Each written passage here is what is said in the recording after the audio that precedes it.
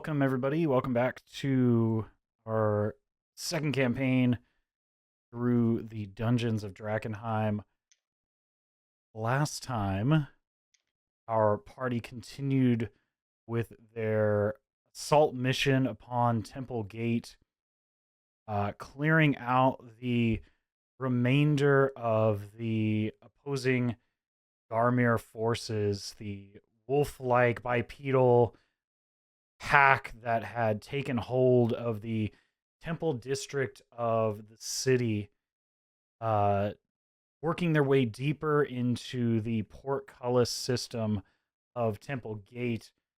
The party was able to raise both halves of the gate, allowing the Silver Order Knights, along with the forces of the Hooded Lanterns, forming a pincer strike on both sides of the gate and ultimately securing a vital position within the city, now allowing for direct access on the southern half of the city, closest to the largest influx of supply lines and replenishment of troops, as well as securing a vital escape route if needed. However, this is not the end of the Garmir, as the head of the beast still remains. Buried deep within the temple district, in the religious heart of the city, lies the Lord of the Feast, a massive wolf pack lord taking up residence within the Cathedral of St. Vitruvio. After the battle, our party mechanically leveled up to level 8. So very exciting things to come with that. Everyone is prepared, having taken on some new feats, some new levels, some new abilities, new spells.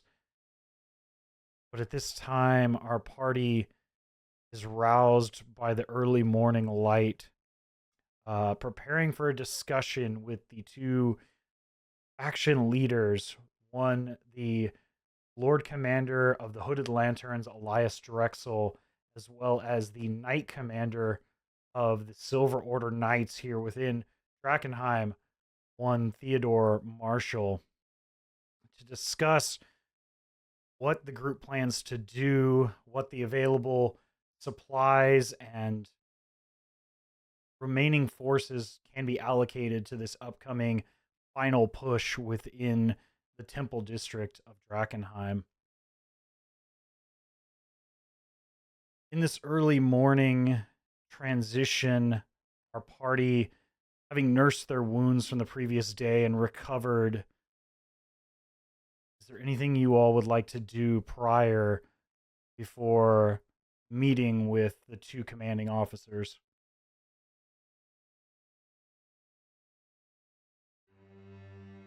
Just to confirm, are we at the gate that we just took from the Garmir, or did we travel back to the original hold that they had at, like, what was it, D4 or whatever? No, you are not back at Shepherd's Gate. You are still around the approximate, just inside Temple Gate, at one of the secured properties just behind the interior of the gate. Got it. So we left the one that we ended up taking. Yeah, well, no, you're right here, right at Temple Gate at number 4 on the map. I'll Okay. pull it up for everyone here. To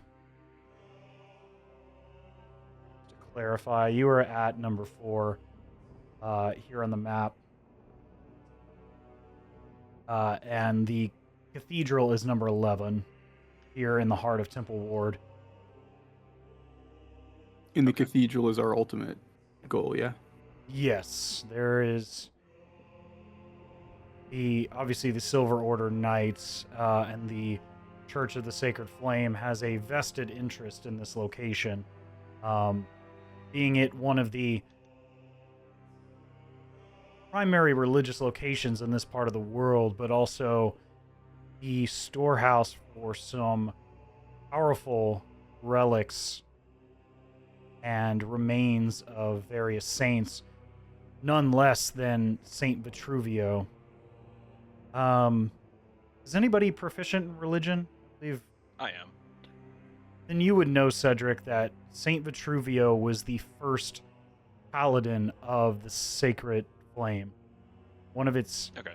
not necessarily its founding member, but its founding figurehead, but one of its most prominent individuals in its extended history, if not the most prominent. So to have the remains of such an individual and any relics associated with him means great power and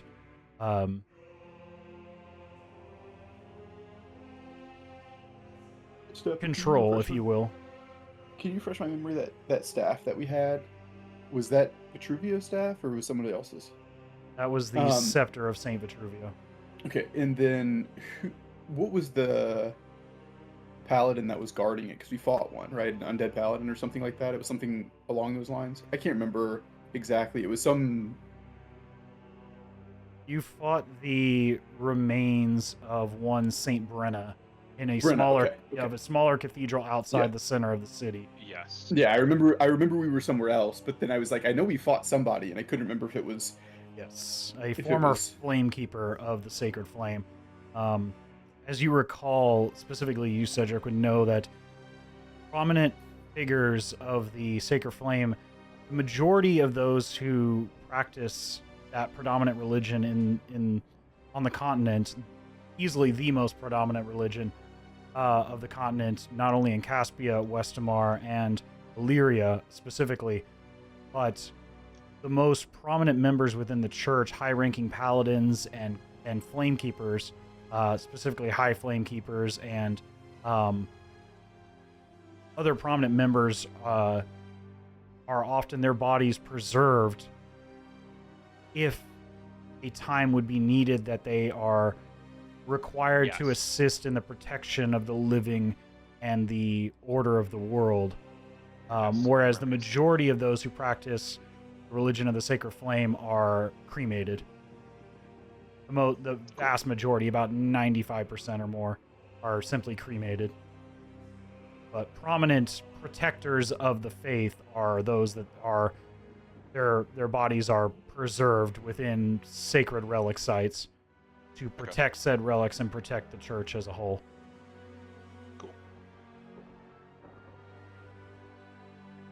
But at this time, if you guys need to make any last-minute adjustments or anything like that, or have any last-minute discussions, otherwise, the meeting approaches between the commanding officers of the two major factions associated with this assault as the final push to rid the city of a major threat looms large. I have one thing. Yes, sir. I like to summon my crab familiar, just so I have him. You already have him. You don't have to summon him every day. Oh, okay, cool. Yeah, he just remains. Gotta make sure. Just gotta make sure he's here. If you want to change his form, you can certainly do that. Oh no, he's staying crab. Okay. He's staying crab. All right, cool. All right. Shortly after you wake and take your morning meal with some of the guards and soldiers posted at the gate, a quick meal of rations, you are swiftly approached by none other than the Knight Commander Theodore Marshall and the Lord Commander of the Hooded Lanterns, Elias Drexel. Pulling you aside specifically into one of the homes that they've assumed into or are made into a makeshift command post, if you will. They have a number of documents splayed out on the table, prepared to have a discussion with you all about what they can offer as far as resources, intending to join you themselves in this final endeavor to assist, but still waiting on a few minor bits of information here and there. You see the Lord Commander Elias Drexel, waiting patiently for eventually another lantern to arrive, coming in from the north back towards the cosmological clock tower that you had all secured previously. You see a young man, probably not more than his late teens or early 20s, very young, comes in and looks to the commander, gives a salute, a fist over the chest to give his report. Lord Commander, we've lost contact with the original scouting party. Sergeant Marina has not reported in, along with 2 other missing lanterns. But we are preparing the final cleanup rallies around the city. Now that the temple gate has been secured, and we are not concerned about being overrun from the rears, we are cleaning up the remainder, but we have not delved deeper and closer to the temple itself, to the cathedral. Excellent. Thank you, son. You look as the Lord Commander now turns to you all, that final bit of information prepared. I'm afraid we know that there are still some remaining forces around the cathedral itself, but our primary target should be first and foremost this Lord of the Feast. Our past experiences with this creature, it is hesitant to engage in large-scale conflicts, but if we could goad it out somehow, that might be more of an effective strategy. Our prior scouting parties over the last 2 years have often confirmed that this creature delights specifically in hunting down his prey.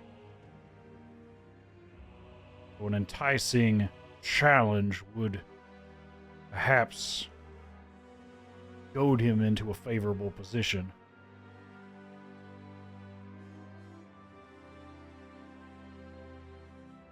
Fortunately, we cannot spare any additional men at this time, but I will accompany you all.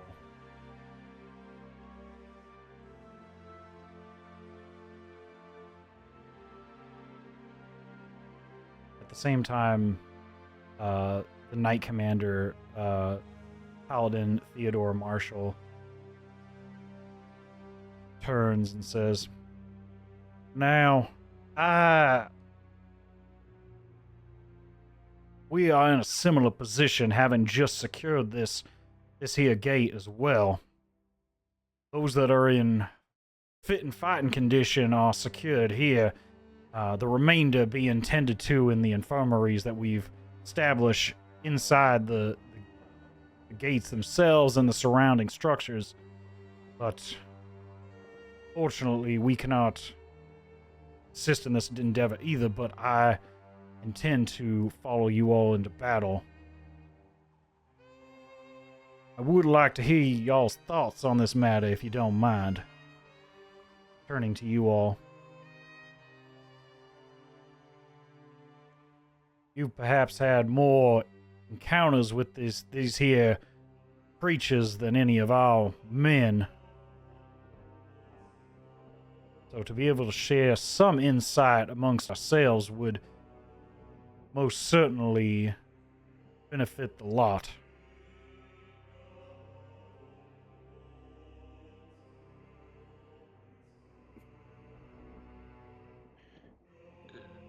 The Garmir are stupid. They are really dumb creatures. Doesn't seem like they really know a whole lot outside of battle. And so anything I feel like coaxing them out into open and unfavorable situations is going to be fairly easy if that's something that we need to do with this particular creature. It's something that could could definitely be beneficial.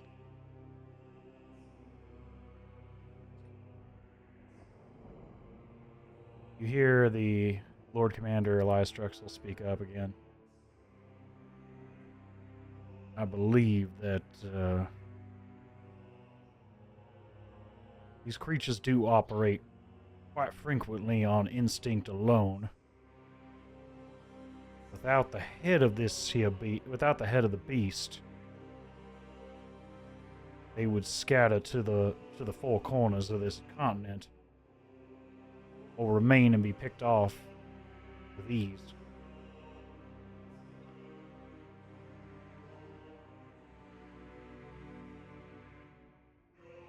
Knight Commander.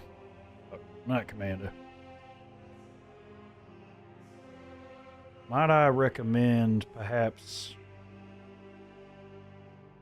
you and I focus on the larger, smaller groups of fodder and allow our group here to focus fire on the Lord of the Feast.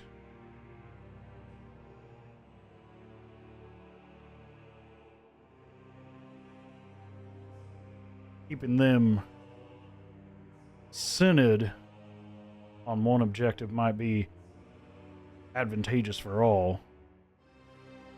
And he turns to you all. Does that sound amenable to you?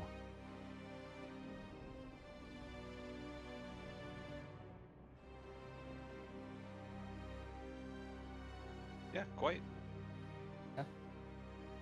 Absolutely.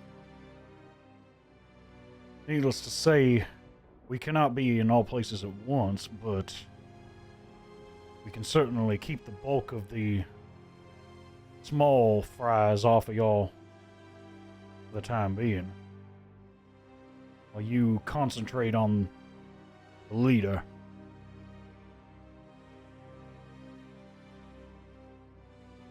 But I do recommend keep in mind, challenge is what this creature seeks. A hunt. What we've found it longing for. Without that, it won't make its presence known.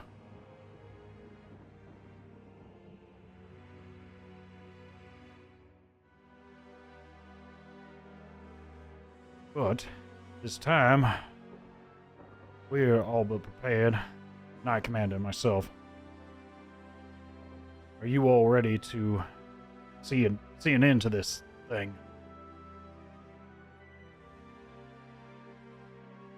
Ready as we'll ever be. Very well. You watch as the Knight Commander Theodore Marshall grabs his sword and shield, a massive power shield, and a large, broad longsword that he both straps to his back. A smaller man would easily be toppled by the size of these two armaments alone. In addition to the full plate armor,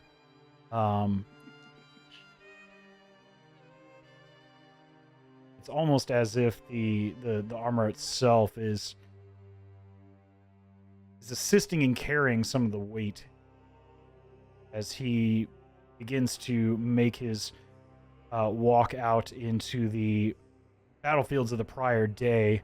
And at this point, you all see in the opening light as the remaining Garmir corpses and any corpses of wolves are stacked up into a pit fire. The smell of burning hair and corpses are quite pungent on the morning air, both as a means of removing a possible food source for anything remaining, but in addition to removing the potential for diseased corpses outside the haze. Within the haze, you all have noticed that the corpses of the deceased don't seem to rot. Not to say they can't be devoured, but nature does not take its course within the haze. But just outside this position here, the concern is leaving a large food source, if you will, to attract other creatures of the city. In addition, you watch as those fallen in battle from both sides of the event are their bodies collected, and last rites performed upon them by the various flame keepers as you all make your way up Temple Road, heading now down the path laid for you by some of these scouting parties. You look up on the rooftops, noticing a handful of hooded lanterns, scanning the areas.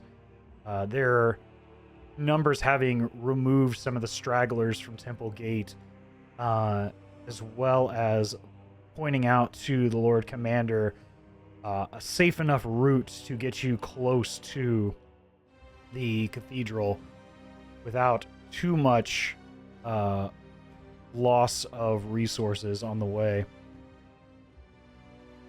That being said, I need 2 D20 rolls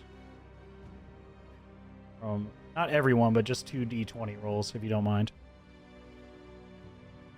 I got one. 12.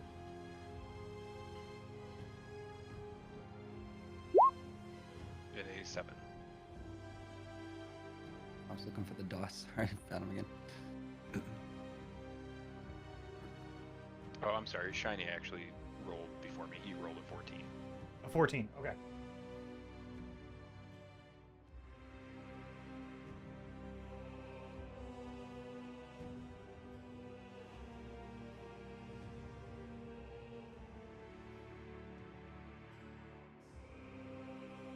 Perfect.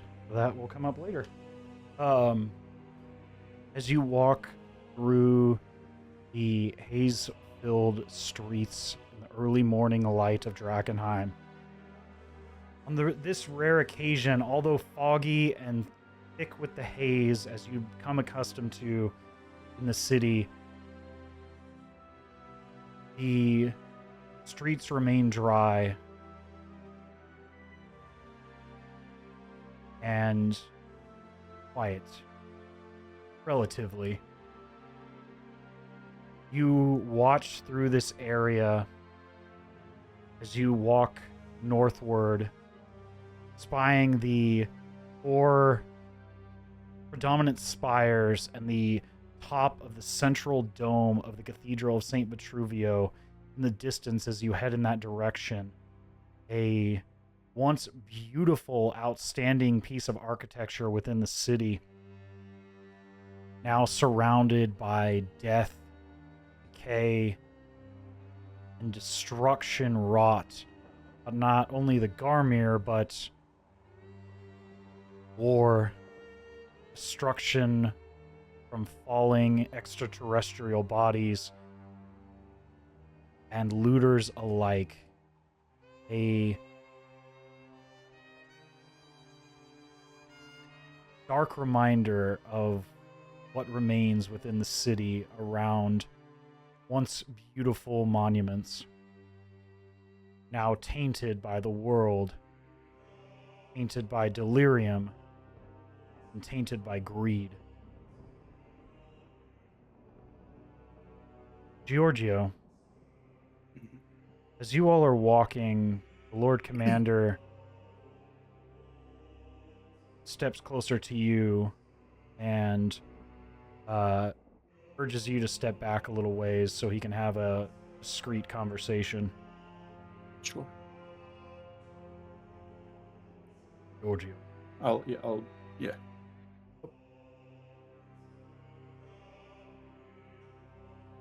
Ultimately, there's more to the cathedral than simply some strategic point or religious relics.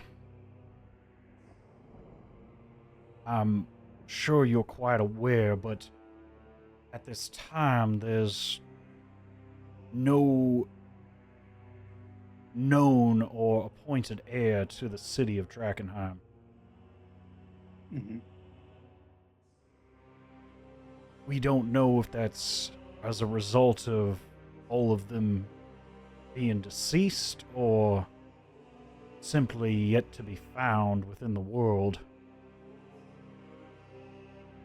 Somewhere below the cathedral there are important documents. Mm-hmm.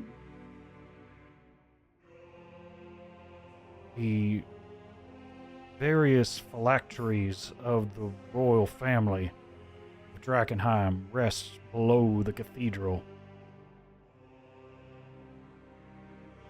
And I believe stored somewhere in a special vault lies the last will and testament of Lord Ulrich von Kessel, the last king of the city. We could find these and use these tools to discover a rightful heir to the city. Westermar could be made whole once more.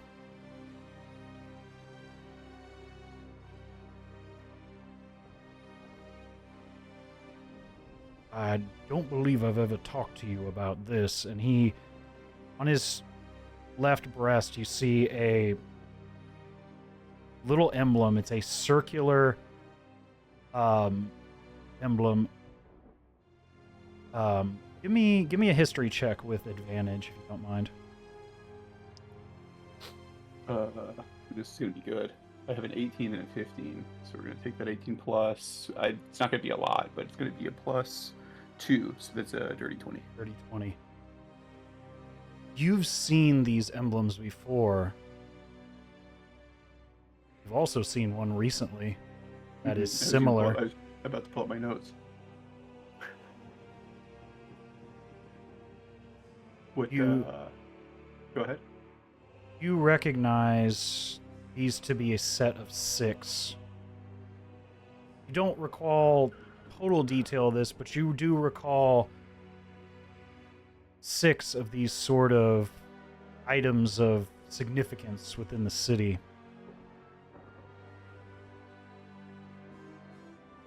Georgio, this is one of the 6 seals of Drakenheim. Owned and utilized by 6 members of the small council of the city, reporting directly to the king.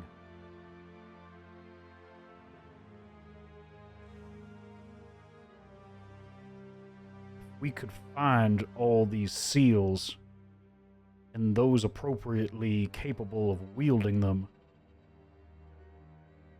as well as utilize what very well could be below the cathedral itself, we could reestablish the monarchy here in Drakenheim. Mm-hmm. We could find missing heir. We could restore this city to its former glory in an instant. I ask that once we've dealt with this Lord of the Feast, please post haste, I ask that you make it a priority to perhaps find these documents within the cathedral. Mm-hmm. And would I know for the seals? Is it just like an emblem for representation of the position that they hold, or is it something like, is it like a magical item? Does it have any? Give me a give me an Arcana check. It's a 19 and 2, so a 21.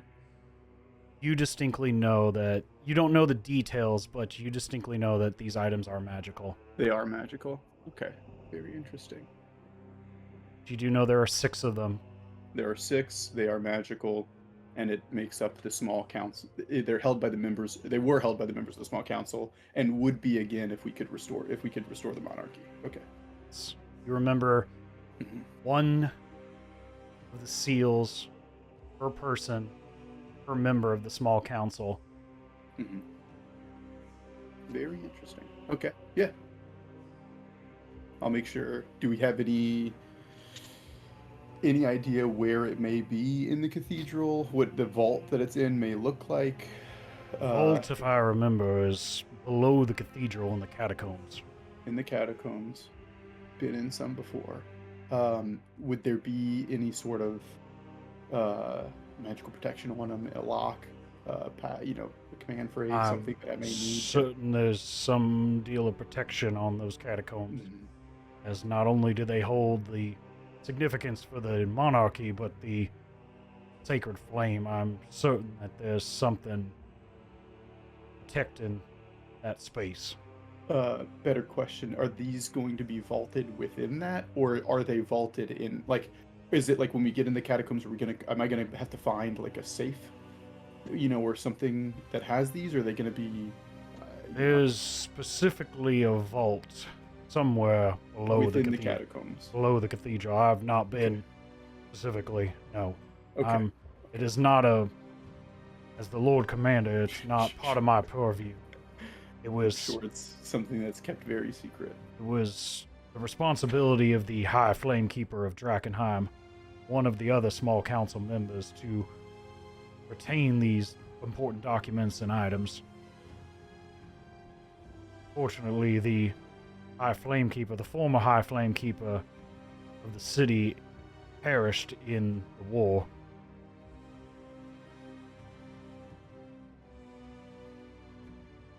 Okay, so Lord Commander's one. The High Flamekeeper is one. Yes, I do recall the High Flamekeeper wore some sort of religious phylactery, a pendant of sorts. It may have even been the phylactery of Saint Vitruvio himself. Powerful item of its own right, but tied forever to the city and to this country. Mm-hmm.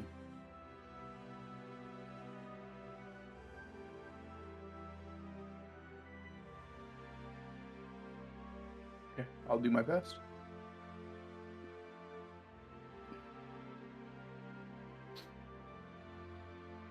As you all continue at this point, the Lord Commander, or I'm sorry, the Knight Commander peers up and sees a sign from a lantern stationed at the edges, or the furthest most point of their perimeter, and you watch as he halts and goes to grab the blade strapped across his back. Now, I'd be prepared for what's to come, gentlemen.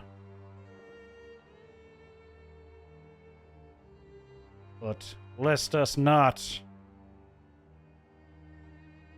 run in the face of evil, let us light the flame forward and burn through said evil. You watch as he pulls this beautiful silvered blade from a sheath. Probably one of the most exquisite weapons that any of you have all seen at this time, and begins to mount the large tower shield across his left arm as he begins to march once more. At this point, foregoing any type of stealth, Lord Elias, I believe now is our opportunity to allow these gentlemen to take the advantageous position in this endeavor, while you and I, well, let's just say I'm still itching for a fight. I lost good men to these folks, these creatures. I can't let that slide. You watch as he steps out, and you watch as you come into the large region surrounding the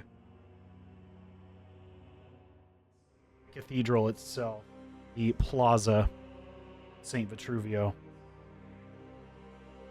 Broad cobblestone streets wrap around an immense Baroque cathedral in this August square. Structure dominates the plaza, completely dwarfing the nearby buildings with a 250-foot tall spiraled central dome that looms large over the gently sloping terracotta rooftops of the surrounding townhouses. The main dome is flanked by 4 stocky towers meticulously decorated with religious iconography and angelic sculptures. Between each are semicircular apsises lined with stained glass windows 50 feet high. Thus, the building has a roughly square footprint. The outer facade has rows of alcoves containing life-size statues of valiant paladins and devoted clerics. Broad steps lead up to the columned entrance portico, where a massive rose window rests above 3 sets of golden double doors, embossed with heavenly visages. Splayed out before the majestic building is a sprawling, ramshackle camp of makeshift hovels, smoking pyres and improvised barricades. Tall wooden stakes are driven into the ground along the streets, displaying macabre trophies of bones, rib cages, skulls, and body parts. Guttural yelps and furious howls echoed down the streets. The overpowering scent of decaying, awful feces and wet animal fur wafts around the haze-filled courtyard.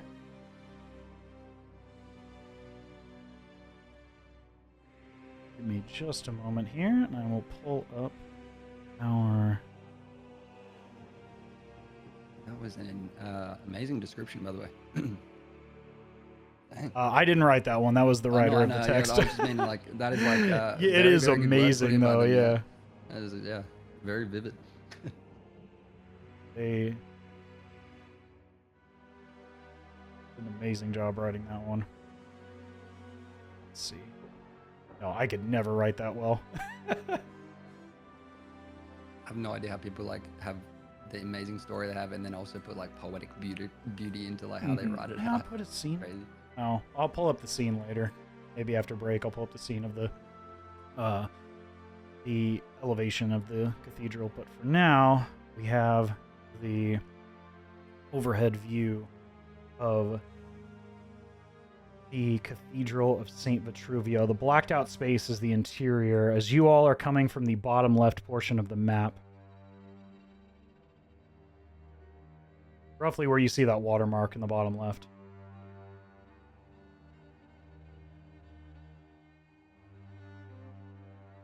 We'll go ahead and drop.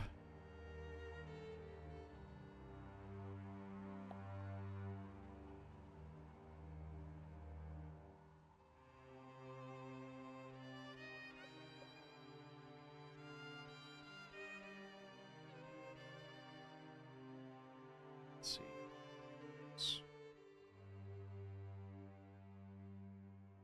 Where's Citizen Snips?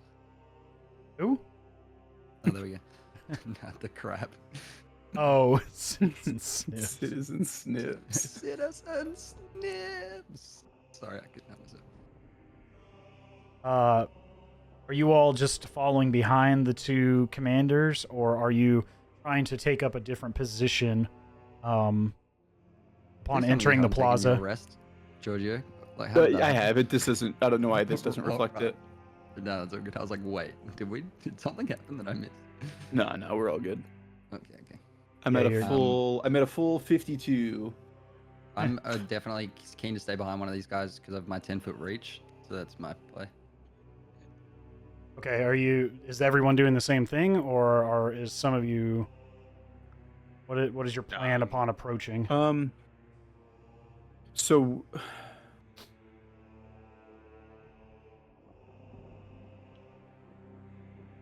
I guess as we're coming up, I'll probably stay back like right here, so that we don't get flanked as easily.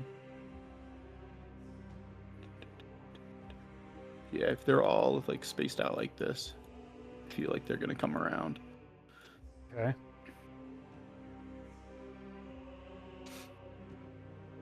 Well then, at this time, I'm going to ask everyone to roll for initiative then. I'm sorry, Stopper. Yeah. Would have I had a chance to give a morale speech before we left, or? Yeah, we can do that if you want to have done that. My apologies for not asking. No, that's fine. Yeah, you had plenty of time. It was probably a 45-minute to an hour walk from the gate to where you are now. Cool.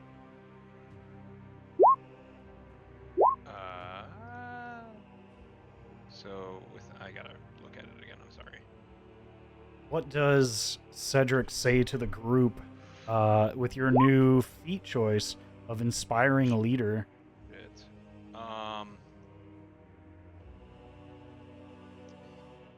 If we fight them 10 times, they might win 9, but not tonight.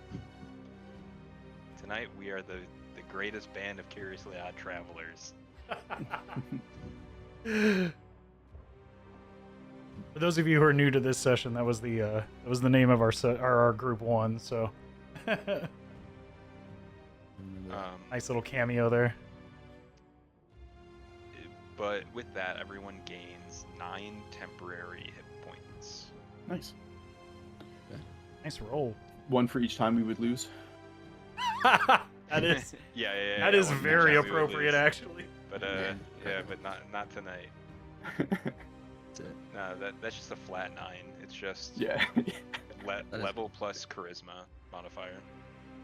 Yeah, so for those of you who are looking for that, on your character sheets, there's a temp hit points add. So if you take damage, you'll take those off first. Oh, that's cool. Love that. Yeah, But it should they do it don't automatically. recover. They're not adding to your maximum. And if you have something else that gives you additional temp hit points, it replaces those. It doesn't add to them. Just so you're Oh, that's aware. good to know. What hit if point. Go ahead. mechanically, this is purely mechanically and purely hypothetical because I doubt it's ever going to come up, but if there's something that gives us a smaller amount of temporary hit points, do we get to choose if we keep it, or you said it replaces, so like... You would just take the higher of the two. Okay. Right. You just can't stack them together. They don't add Yeah, together. yeah. Yeah, that's cool.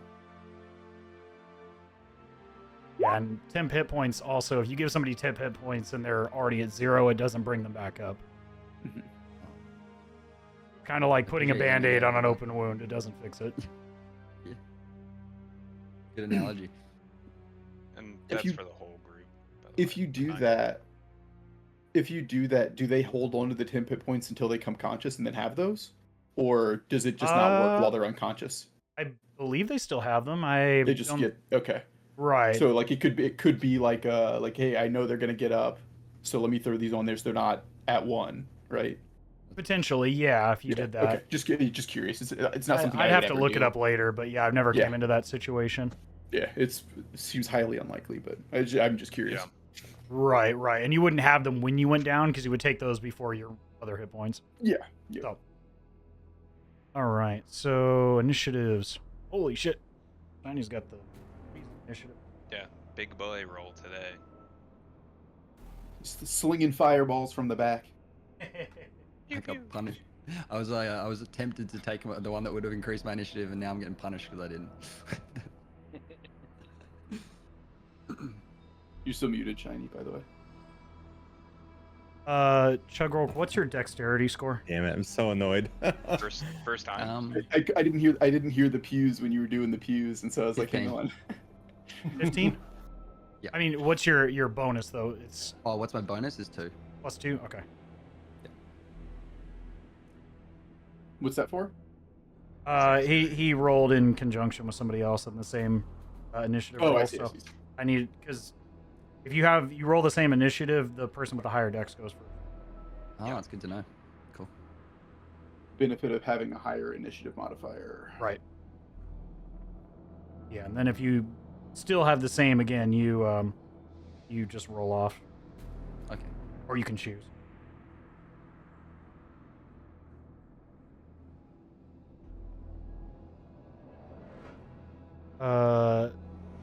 Georgio, what did you roll?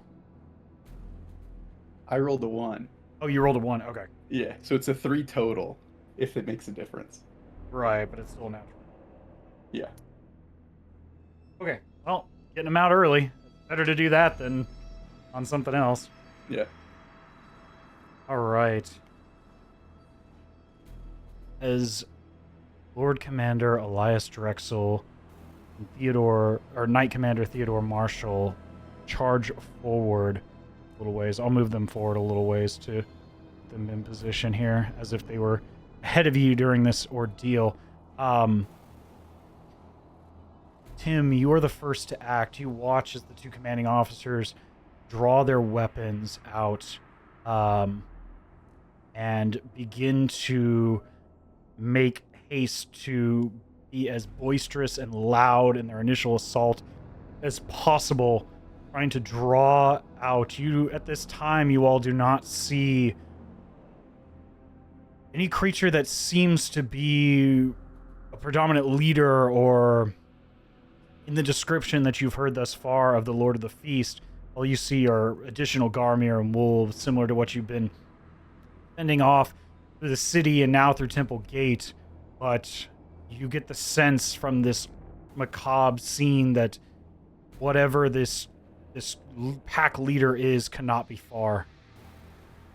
But Tim, you are first to act. What would you like to do?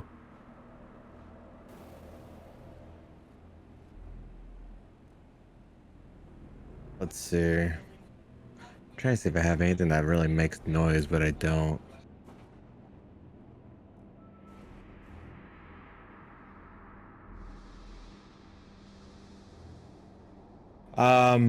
I mean, we'll start slow, I guess. I'm just gonna take a. Hold on, what the hell is that?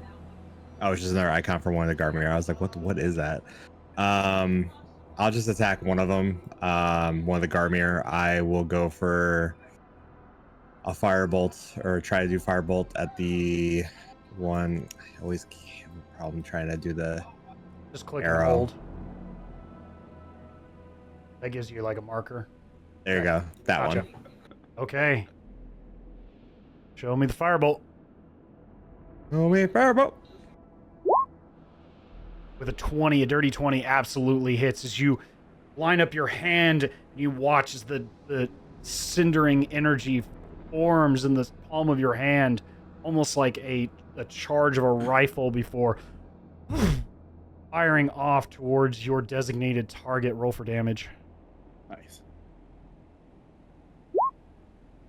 And then actually, one last thing, I actually am using my my wand. So because of that, Okay. I have the arcane firearm. So because of that, I get to add a D8 to one of those. Nice. So that will make it 13. You watch as the additional damage as you fire directly into the chest. Just as you begin to fire and you think that the bolt or the charge of energy is fully released from your hand, you feel an additional wave, a secondary blasting charge pull back as this additional force blows a hole straight through this Garmir's chest. Hell yeah. Anything Holy else you'd moly. like to do? I'm surprised by his own damage. No, I'm good. Just that for now. All right. With that loud blast, fire things off, literally firing off. Can I get somebody to roll me a d6, please?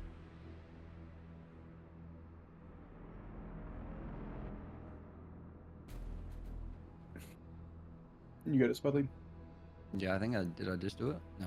He's Uh, got just- 2 buttons to press now. Just use /R1d6 in chat, and it should do it. Oh, that's good, no?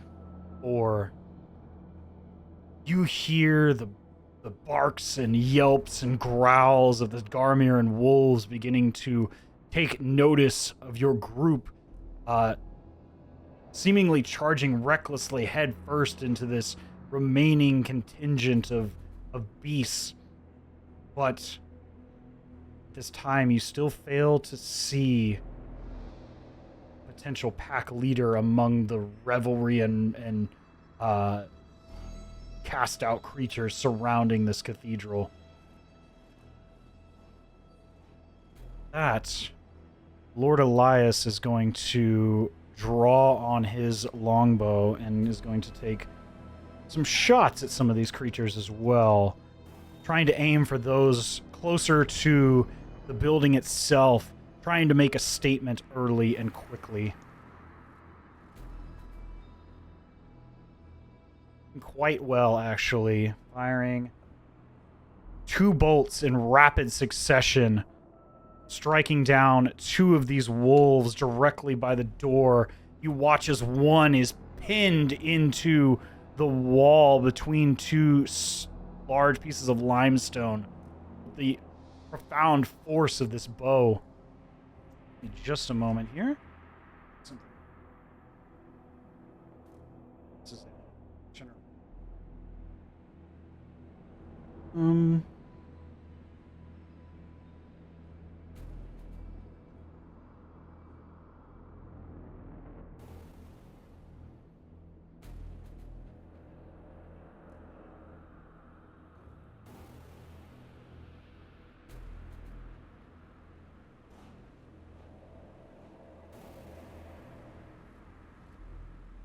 right. Oh,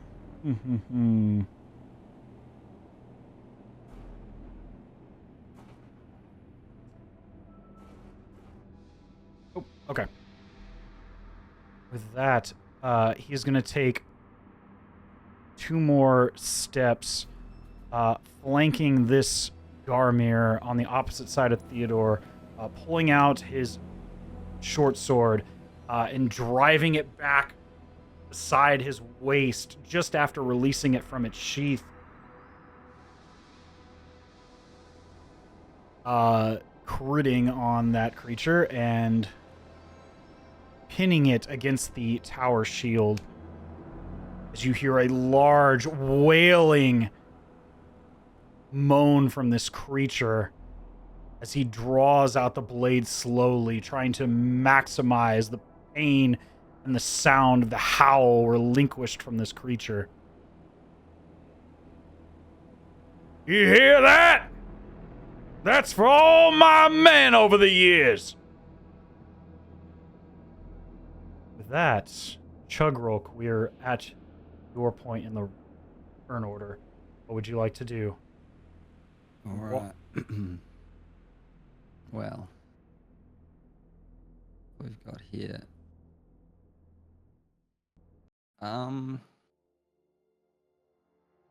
So we haven't yet seen anything. Ari, the big boy yet. Eh? No, not yet.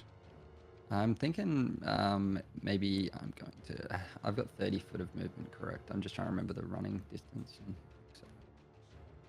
Yes, I believe you have 30 feet, yeah. Yes, 30 feet. Okay. So if I go to there, I'm not leaving his attack radius, am I? So I won't get the opportunity thing happening against me. No, you're just entering his radius. If you go any further outside of it, yeah, then you I would will take be, an yeah. attack of opportunity. Not a problem. Sorry, just quickly double checking on this. Yeah, I'm going to go to here. Okay. And I'm going to this person. Sorry, just can I get reminded who has been in combat so far out of the enemies? None of them. None of them. None of these creatures. No. So you would get your Bugbear sneak that's attack, whatever. I forget what it's called. Yep. Ambush. Yes, surprise attack. I'm going to do that one. So yeah, I'm going to use Right. my. I'm going to use my. Oh, Hang on, let me just look. Yeah, okay. I'm just gonna use my short sword, or my long sword. Okay. And yeah, just gonna go for my attack. 25 absolutely hits as you make solid contact with the spine of this wolf. Go ahead and roll for damage. Okay.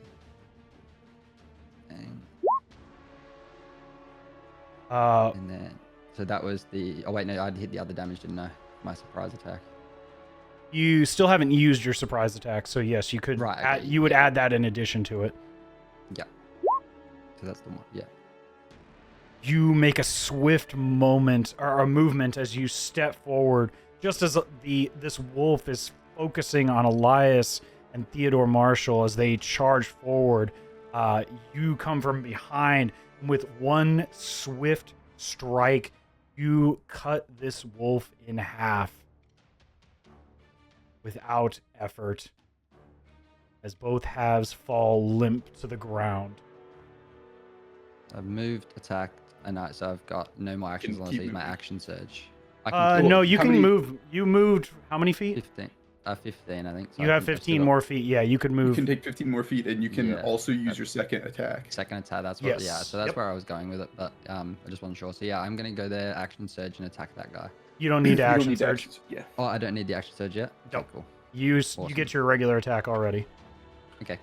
So Nice. as a level 5 fighter, you get 2 attacks per action. Yes. If I you just take see the that now attack at the top. action, if you wanted to take an action surge and attack 2 more Take a times triple. in one turn, you could attack 4 times. I just keep forgetting how broken that is because it only happens like at the start of this. 11 just hits.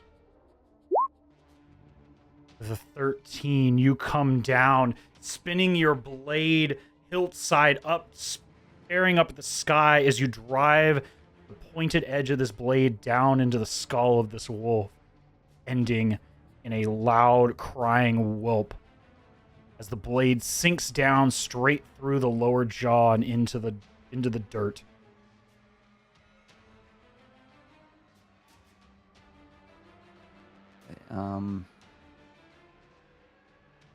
And so, like, even if I action surge, I can not move and then attack.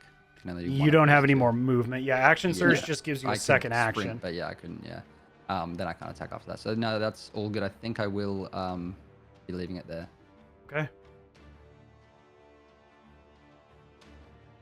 Knight Commander Theodore Marshall steps forward.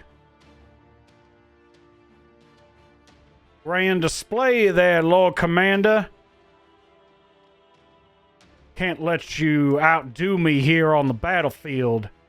I've heard great things of Elias Drexel from the war. It's exciting to see that ranger firsthand. But I will not be outdone. I have men I must avenge as well. As he swings down his silver blade.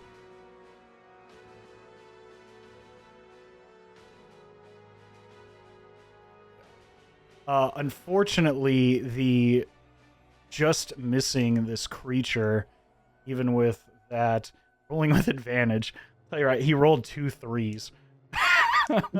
So, Oh my god. great start there. Rip, but he's going to go ahead and I believe it's... Remember this shit. Oh, yeah, okay. What I thought. Absolutely hitting this time. Coming down hard upon this creature. And you watch as this blade sinks low into the chest of this creature before you see this welling of light build up on the blade and like an implosion from within. This creature is scattered to the 4 winds from the waist up, spreading blood in all directions. All right. Wow. Everybody's looking cool. Yeah, we just got to a Tarantino flick.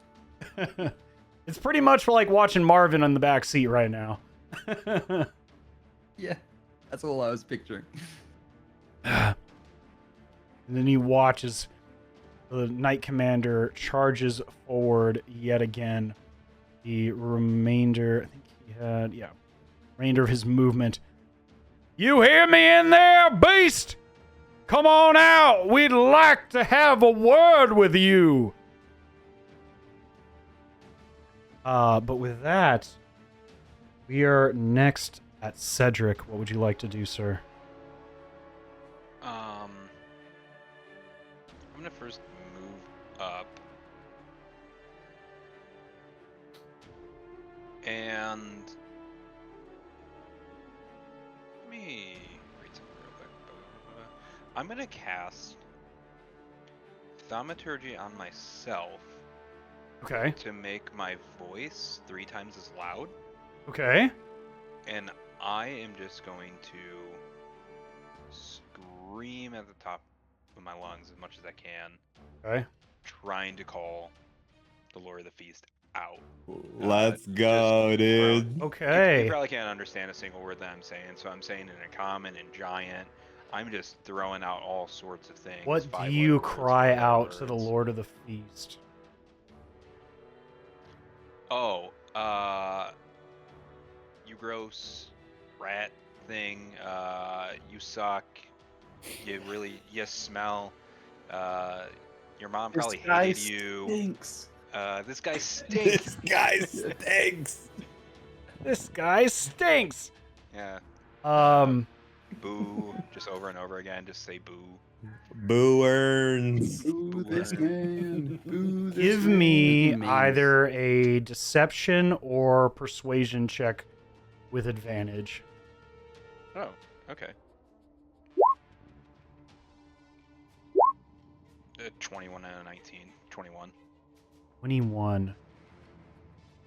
You all hear as the bellowing voice of Cedric, amplified by divine magic, echoes out through this plaza, bouncing off the walls of the cathedral, the stained glass, sparking the attention of every surrounding Garmir for the next 200 to 300 feet.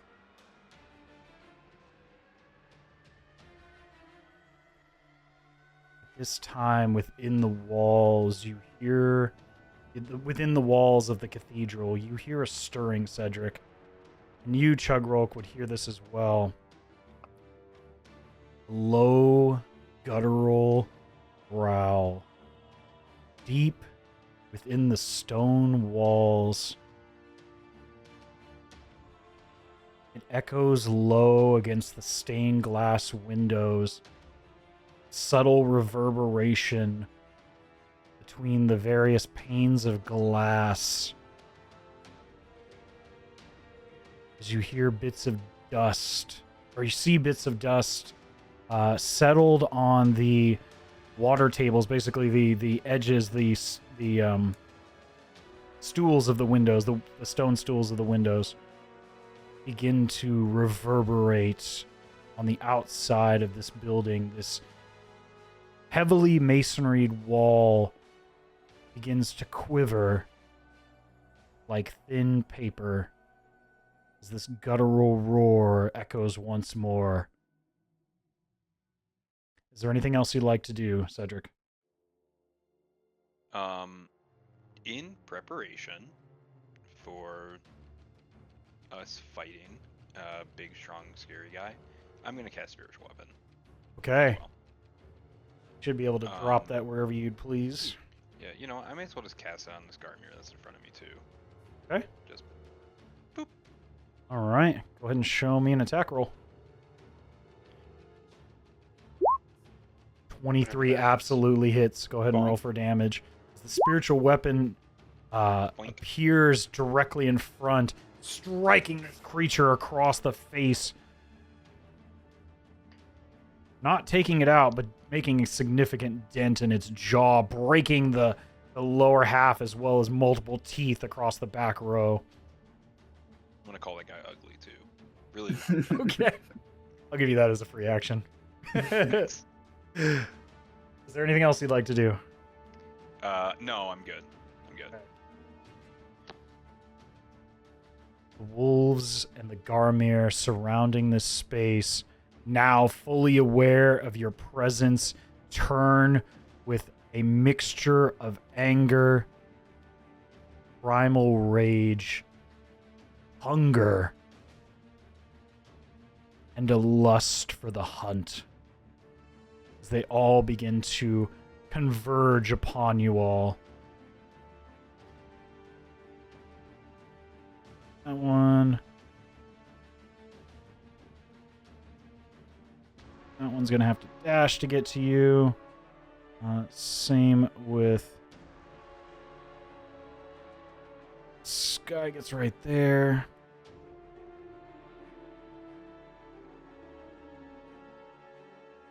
It's going to get right there, but had to dash. These ones over by you, Chugrulk, only one of them will be able to make an attack this round due to his position. It is getting a dirty 20 to hit. Dirty 20 to hit. My armor is 20, so I forgot what matching is. Yes, so Match that does hit. hits. If it Yep. meets it, it beats it. It just has to match it. Yep. You watch as it drives a rusted spear up and just catches you just under the pauldron of your armor. You take 3 points of piercing damage as the spear tip enters into a softer bit of flesh on your shoulder. A minor wound at best. Right. But No, that's... this one that you attacked with your spiritual weapon, Cedric, moves through angrily at this weapon, realizing that it cannot touch it, moves forward and moves towards you, having been the one shouting at it. And then this one is going to come up between you and Elias. This one here, dashing to get to you.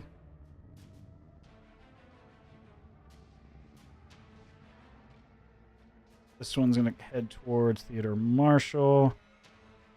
All of these ones dashing with hungry eyes. Sec, I gotta move a lot of tokens.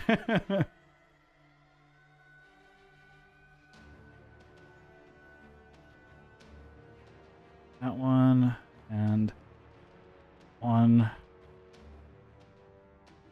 Let's move these all in a unit to make this easier on myself. Mm-hmm. There's different icons for him. Does that represent anything different?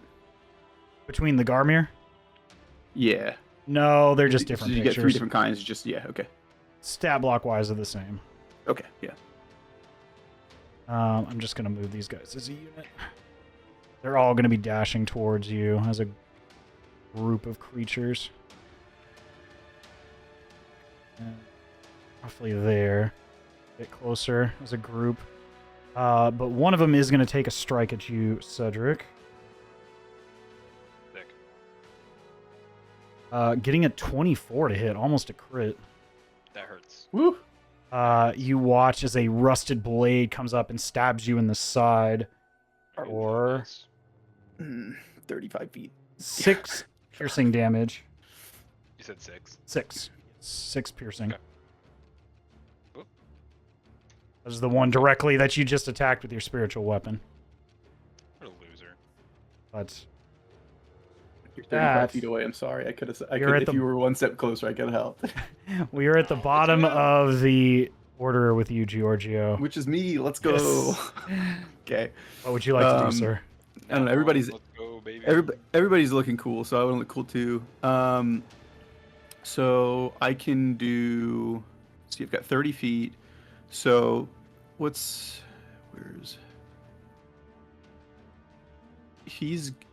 Did he go first right here? Let's see. Was he first?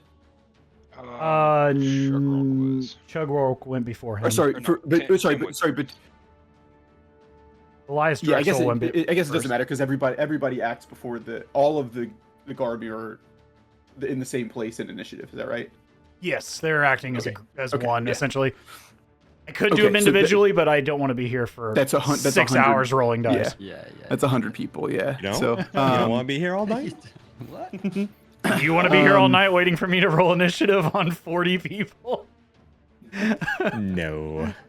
So I can move forward. I'll go 25. You'd and still be fighting then- through the temple if I did that. I bet. Bonus action telekinetic leap gives me 60 feet of flying, so I'm going to jump Okay. at these right here. Okay. Or I guess if I move 30 and then jump to 90, I can land right here next to both of these. Yeah. And so that's what I'll do is I'll be here. On the way in, while I'm moving through the air, I will throw one of my hand axes at the one in front. Okay. Sorry, the one that's in front. This one. The Garmier in front of you, Yeah. to the north of you on the map. Yeah. Go ahead and show me an attack roll. And so that's going to be a 5 and 9, a 14. A 14 just hits. Okay. So it's 1d6 plus 6 damage, and then I'm going to do the I always forget what it's called. The psionic strike, Okay. which is 1d8 plus 2. So it's going to be 8 plus 8 damage, and then a 2 and a 2, so 4 plus 8. So 12 total. Yeah, 12 total damage. You make a significant strike across this creature. You're attacking with the hand axe, correct? Yeah, I threw it while Oh, okay, while yeah, while I'm air quotes flying through the air. I'll throw Right. it. Yeah.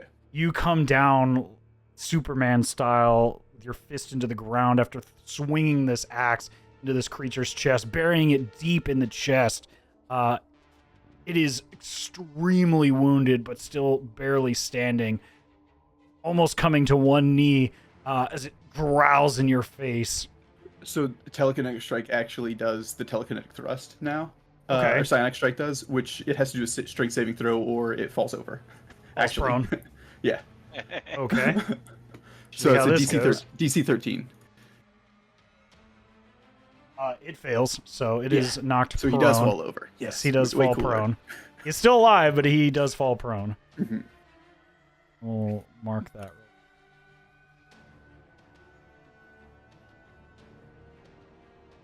Prone marker. This has been damaged, and he is prone.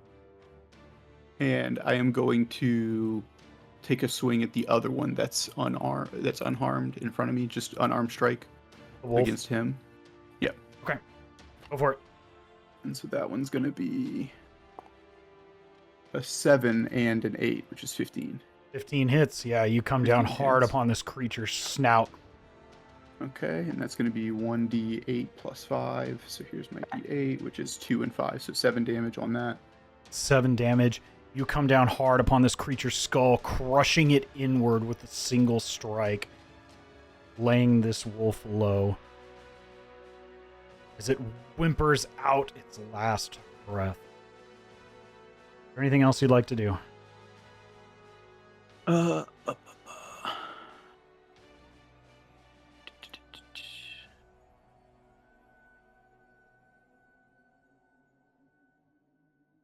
No, that's it.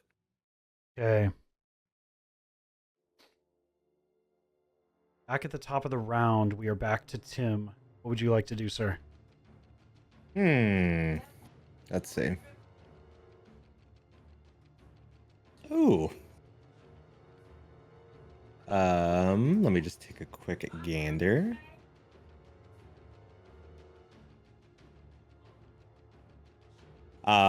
So Chugrulk has a bunch of guys around him, so I'm gonna move 5, 10, 15, 20, 25. A little crab's on my shoulder.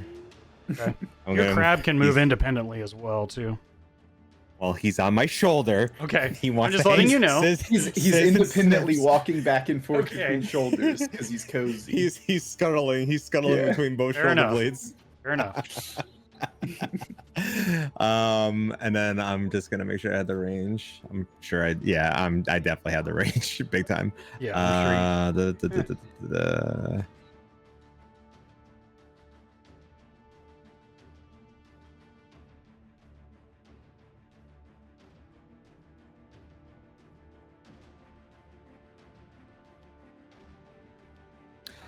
I'm gonna cast Scorching Ray, each ray, one at each guy that's around Chugrulk.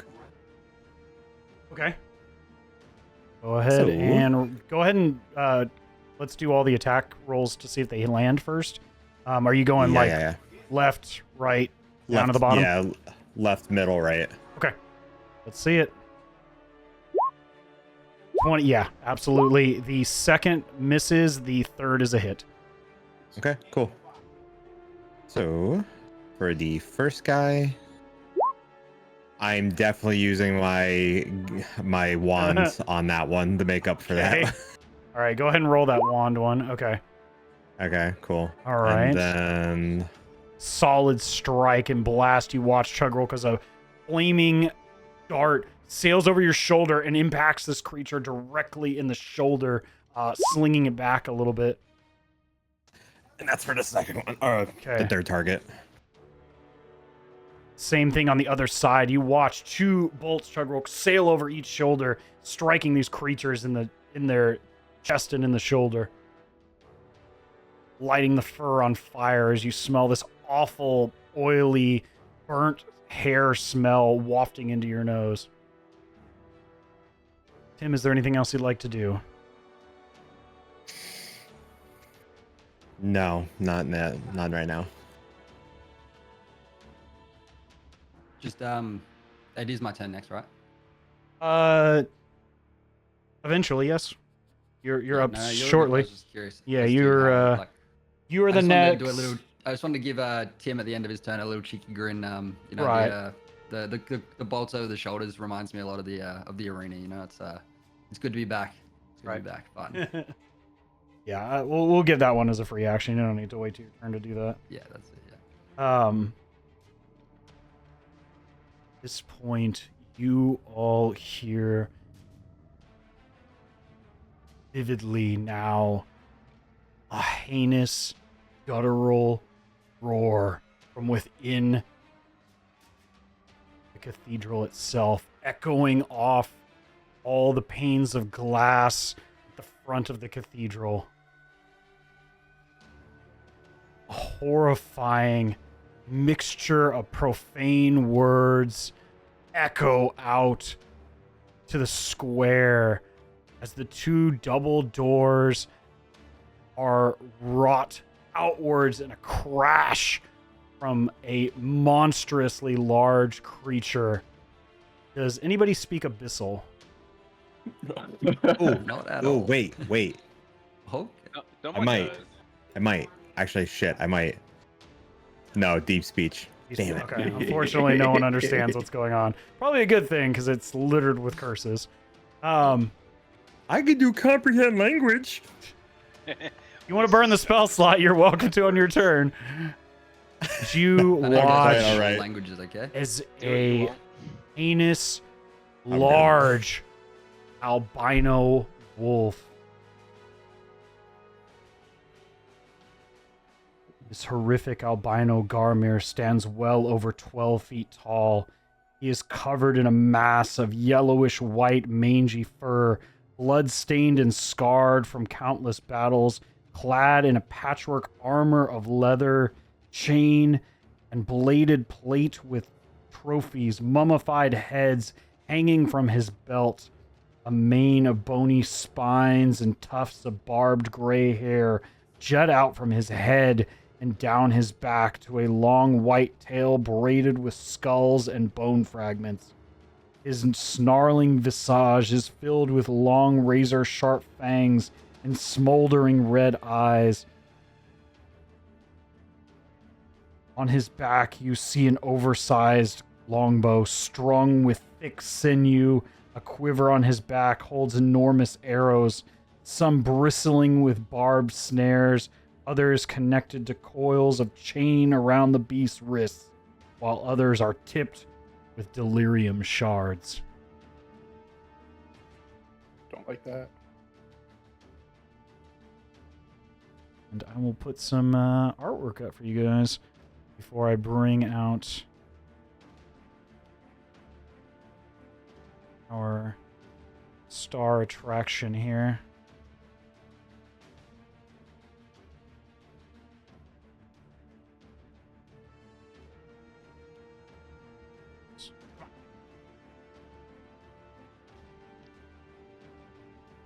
Oh, Nasty. Yeah. there's no bio in it, so you're good. Dick. Does my man have a little faux hawk going on? Like, what's he got?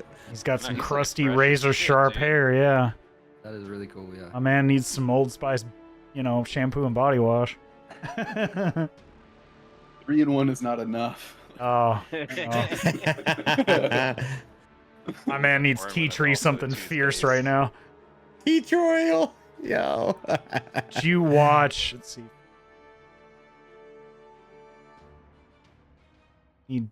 You watch as this creature dashes out through the doors, releasing a guttural roar around.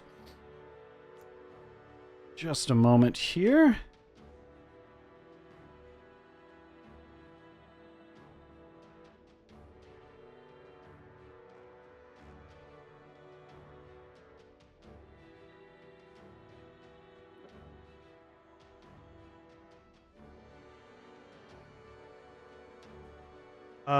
He is going to use. Oh, I'm sorry. No.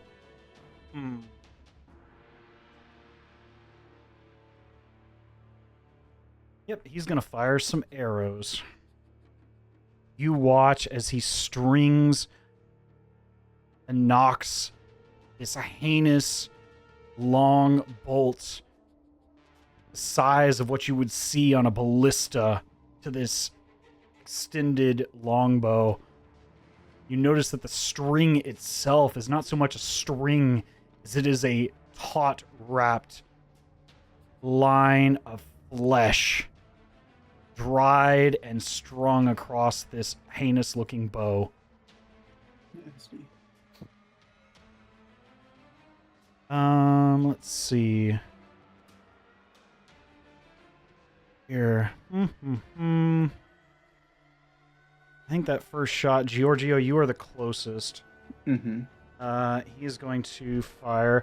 Roll me 1d3 if you don't mind. Just hit. In roll 20, you can do /R1d3. D3. I was just gonna roll d6 and just do 1 and 2 Okay. is 1, 3 and 4 is 2. I got a 3, Okay. so it's a 2. 2. Okay. Yeah. Sec.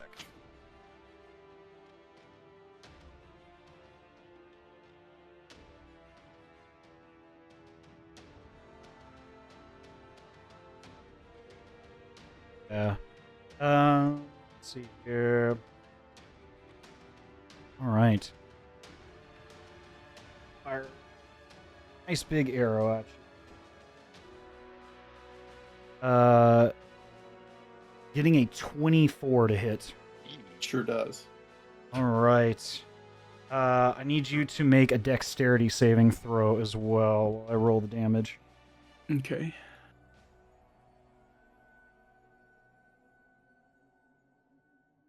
Dex save is gonna be 14. You take 13 points of piercing damage as the bolt sails into your shoulder. And you feel, right as the bolt strikes in your shoulder, you watch as the wood of the arrow begins to spread out like branches around your body. You are restrained Fucker. for the remainder of this turn. Holy shit. You are pinned down to your knees by this restraining arrow. I'm Curious- sorry, go ahead. Real quick, is that a spell? It is an attack effect.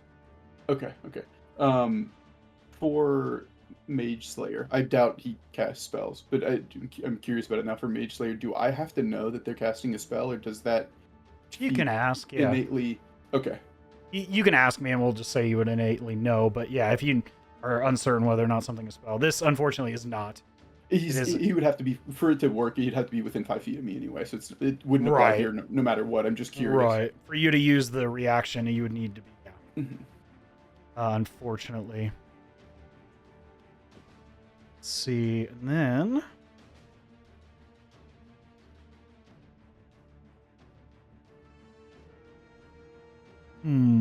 he's going to fire one at you, Cedric, as you were the one to taunt him specifically. All right, cool.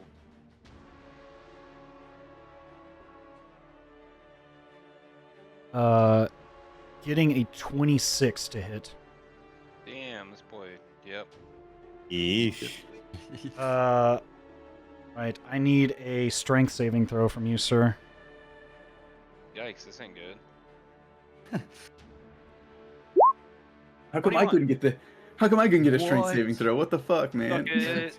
Let's go. You are not pulled forward 15 feet, but you do take That would've been 14 points of piercing damage. Alright, that's less cool. I don't like that. Well, Like I could have been, it could have been useful to get away from these guys. Oh wait, then they would have got The attacked. final arrow, let's see, is going to go towards. I think he's going to attack Theodore Marshall. Yep, he's going to attack Theodore Marshall. The bolt sails forward, but you watch as the shield comes down and strikes directly into the tower shield and shattering as you watch delirium dust spray out to either side of the shield. Fortunately, ending with a failure. But with that, we are at Elias. Seeing this happen, he is going to... He is going to use his command ability as he shouts out to you, Georgio. Now, Georgio, I didn't train no failure. You make sure you break free of those binds now. On your... go ahead and make another... go ahead and make a strength saving throw and add a +4 to that. +4 on a strength saving throw? Yep. That's a Nice. +13, just so you know. Yep. So that's going to be Maggie 22. rolls a 1. You break free of the arrow's confinement, allowing you to forego the effects that would otherwise have restrained you this turn. Fantastic. Break the chains that bind. Yeah. And then you watch Elias. Yeah, he's going to go ahead and well, no, he wouldn't. No, he's going to go ahead and action surge. And he's going to strike at these two Garmir in front. Hopefully getting you freed up for other things, Cedric. Oh, yeah, absolutely hitting. Yeah, the Garmir that's between the two of you laid low with ease with one fell strike. Moving forward, he draws the blade again, striking up high towards the neck. Critting. I'm just going to assume this thing is not going to survive Yeah, he did. a thick longsword blade directly through the jugular. Ew. Got him. As he runs forward as well to try to present a front to these remaining Garmir. You know what? No, he's gonna move. He's gonna move up towards you, Chugrulk, since you're getting kind of overwhelmed up here. He's gonna take the remainder of his movement to move up here, and he's gonna bonus action dash to get into place there. No worries. But with that, we are back to you, Chugrulk, as you watch as the Lord Commander steps forward. Looks like you could need a little help here, son. I do have one quick technical question before I do my turn. Yeah, go ahead. Just so if I move here, obviously they get 3 opportunity attacks against me. Yep. At once. Mhm. Versus if I move here, they get 2 at once, and then my second move I move away, and then they get 1 that next turn. Is there any difference in like logistically how it like plays out, or is it just like 2 of them get an attack and then I or not, like I guess is there any differences than that? They don't get like stackable bonuses. No, more the than answer they is- no. The answer to your question is no. No. No. Okay. Yep. Okay. Well then, I guess Opportunity one of my attack choices- works like this, and it's always like this. If you're within a melee range of a creature, and you step outside that melee range, by a willing movement, they get the opportunity if they have a reaction. Right, so they wouldn't have gotten an opportunity attack on Cedric if he got pulled, like when that, because that Not if wasn't it's forced his movement, move. no. Right. Good to know. Okay.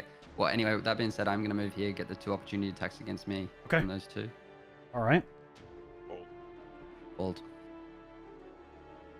Fortunately, both go wide. One scraping across the side of your shield, unable to make contact with either the sword or spear. You still are within melee of the one to the top right of you.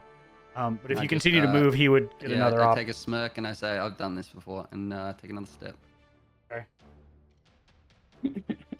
Unfortunately, he misses too. That 20 armor class is really working I know out. exactly what's up, man. I know what's up. All right. All right. We're going down here. So, All right. I'm well, laughing so hard at Elias Drexel being like, "Hey man, looks like you need a little help," and you're like, Yeah.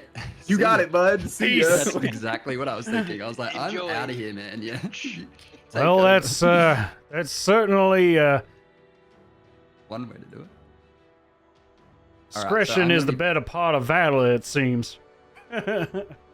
I'm going to thunder thrusting my entire ear off over here for Okay. keeping it safe for work. You're gonna use the Okay. thunder thrust on. Yeah, with disadvantage. Yeah.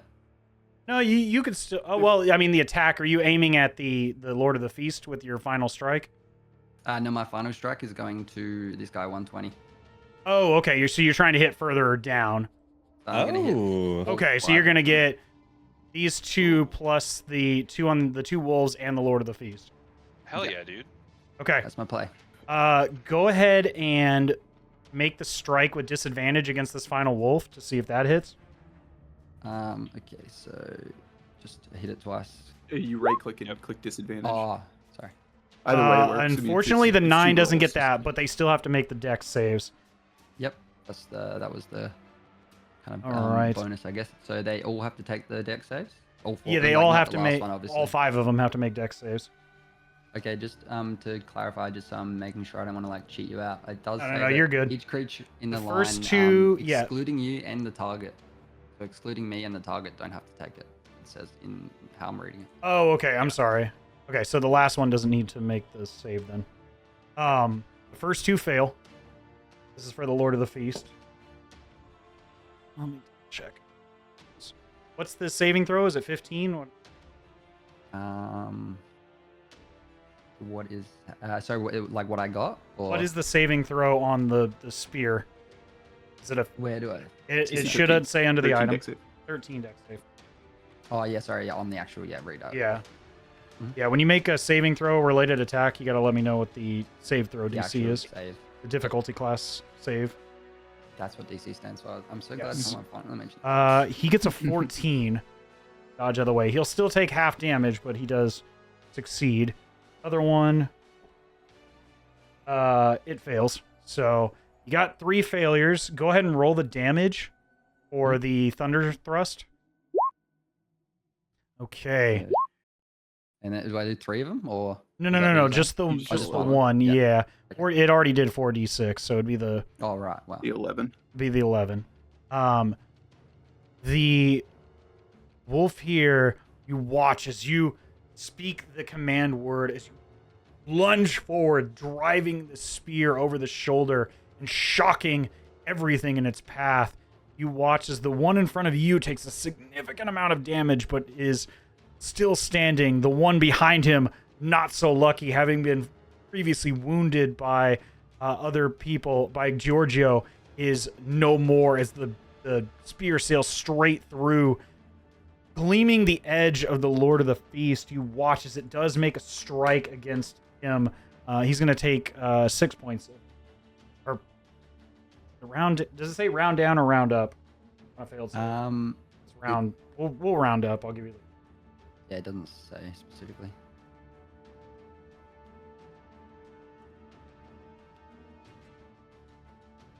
Oh, on hit or DC 13 for half damage? Is that what you're looking at?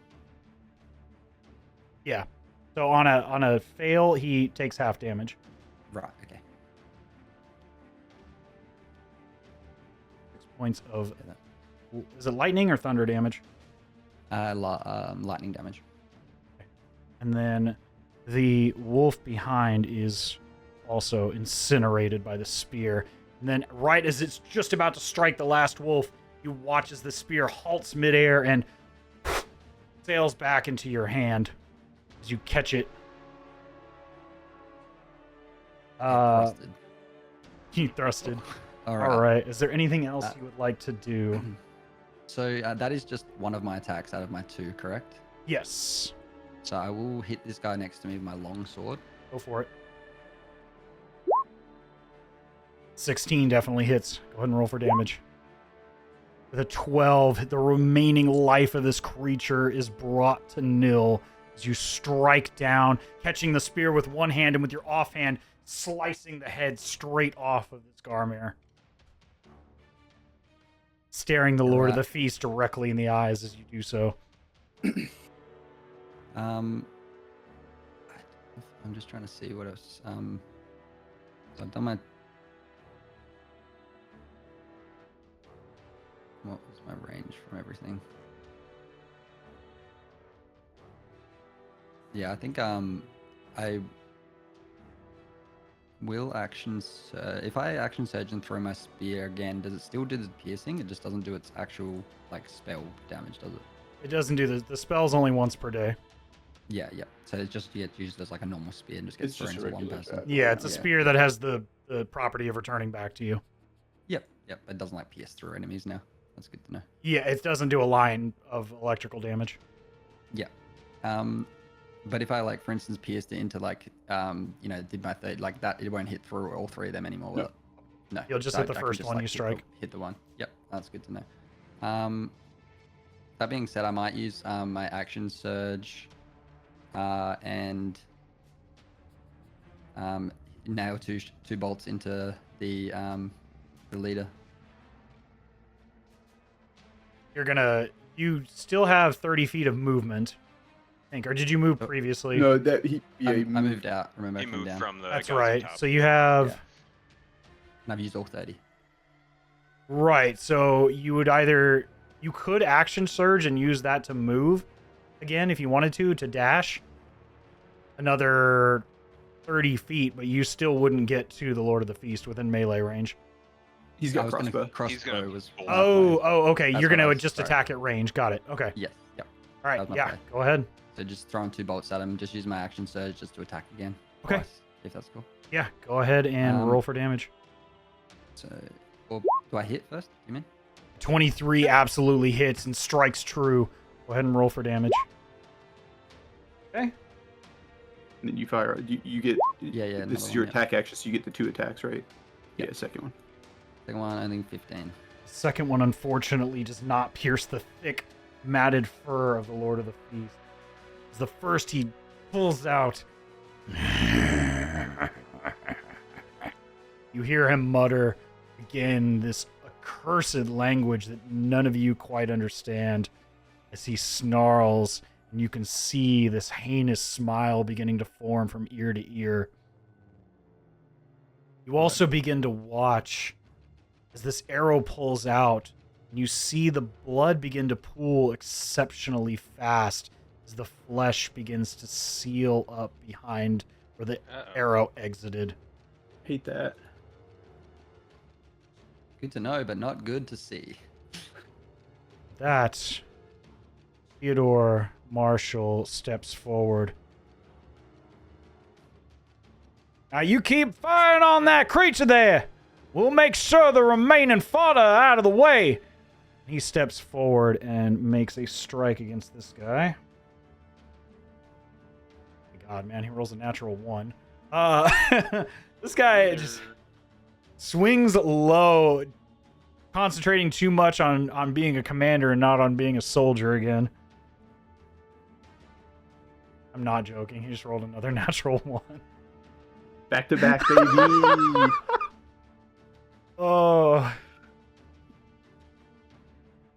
He Anyway. rolled 2 3s earlier, didn't he? Yes.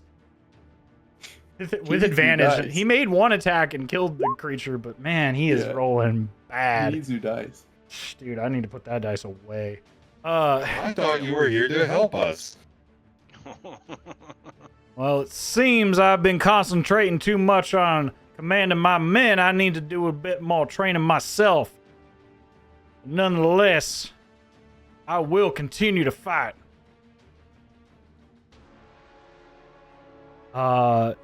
With that, let me see.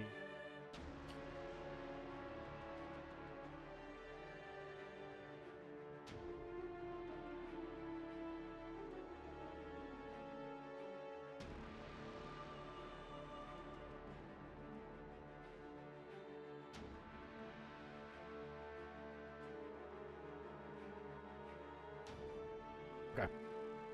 We'll keep that in mind next time.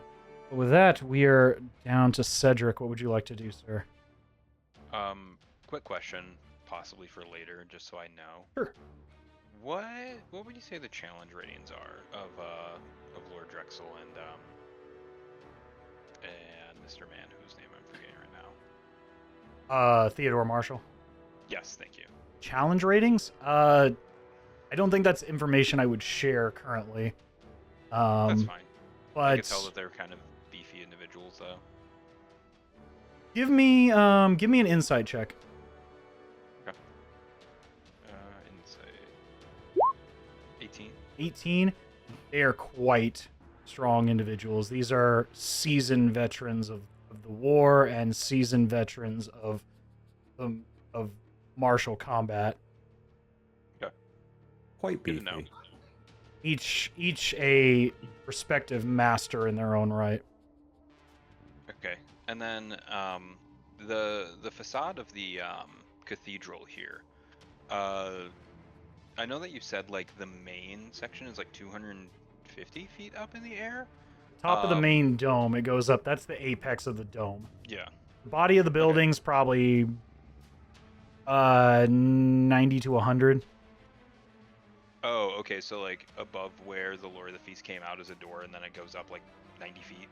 Yeah, you see that these stained glass windows that are on the outside of, well, the window openings is kind of hard with the deal, but the few openings that you see, these stained glass windows go about halfway up the masonry walls, these large deals. The main dome itself is predominantly glass and metal, and then it's got this terracotta cap on it, but it's designed to allow a lot of natural light to pour into the building. Sure. And you've noticed this sort of architectural design in many of the Sacred Flame cathedrals. A lot of them have this natural light feature, this design to allow light to penetrate the building. Okay. Sweet. Those are both very good to know for the possible future. Hopefully, we'll see. So I am first going to just take a swipe at the guard mirror that's like directly down the corner from me.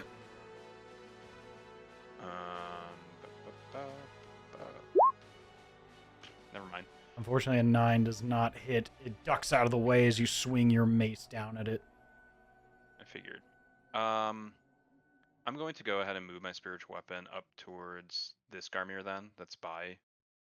The wolf. Yeah. And just take a. Sure. Oh wait, how far was that? 5, 10, 15, 20. Yeah, I can't. You could get to the one that was directly north of you. Prior, Yeah, the one no, I that's can- against the wall, if you wanted to hit that one. No, it's fine. I'll still go ahead and take a swing at this one. Okay. Hopefully, at least. 12 just hits, yeah. Yee. You come down hard upon the skull of this wolf and crush it into a fine paste. Hell yeah. Yeah.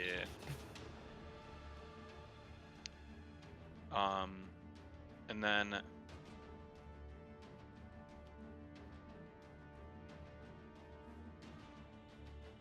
I'm gonna go ahead and move back. Invoke that attack and just stand next to Tim here. Okay. All right. The Garmir beside you swings out with a long sword, getting a 21 to hit. What the Yeah? Yeah. They're rolling really well, surprisingly. Better than fucking... Yeah. Better than what's his face? Yeah, no kidding. Fuck. Yeah, you take a strike from that rusty sword. Only taking 3 slashing damage. I will eat That's great. I still Baby laughed when you asked. damage. They're hitting, but they questions can't about roll very Balsamic. well for damage. I've been rolling like ones and twos. What challenge level are these guys? Because they seem to suck. I mean, The Garmir, or are you talking about the commanders? No, I was just joking The- about the like, when they go commanders, with I'm twice, Oh. and then he's like, I might what be challenge? looking- Hey man, you can be the to do strongest something 20 silly. level character. You can still roll a Yeah. 1. Oh yeah, no, that's just the funny The part. same way you can Just the still roll a timing of the 20 question as was a funny, level yeah. 1 character. Yeah. I might do something yeah. depending on how this battle goes, but we'll see. All right. But I'm done. That's the remaining Garmir and wolves. You know what? The Lord of the Feast is going to use one of his legendary actions.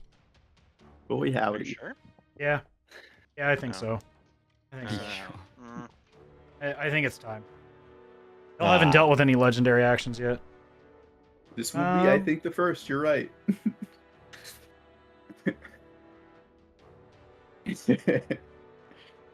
He is going to use...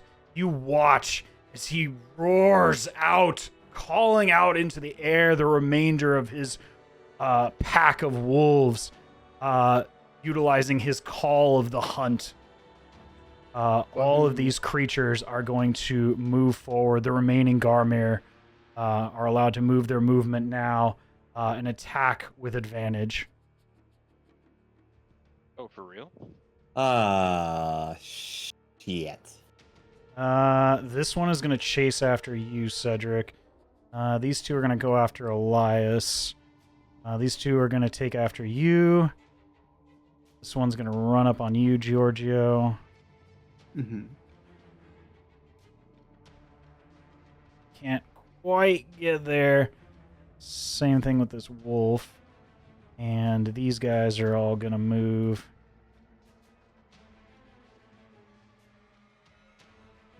They're all going to move right around here. They can't quite get to you. They can't dash, but they can move their full speed and attack if they get within range. We'll just go left to right. Cedric, you're going to take a strike here. This one getting a 22 to hit. Yep, that absolutely hit. Okay. You take 5 points of slashing damage as a longsword strikes you across the shoulder, almost digging into the neck. Okay, you said 5. These two are going to come after Elias.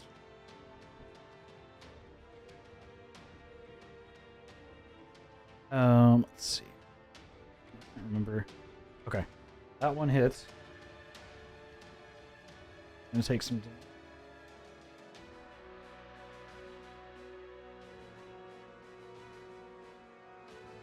The one's gonna strike at him.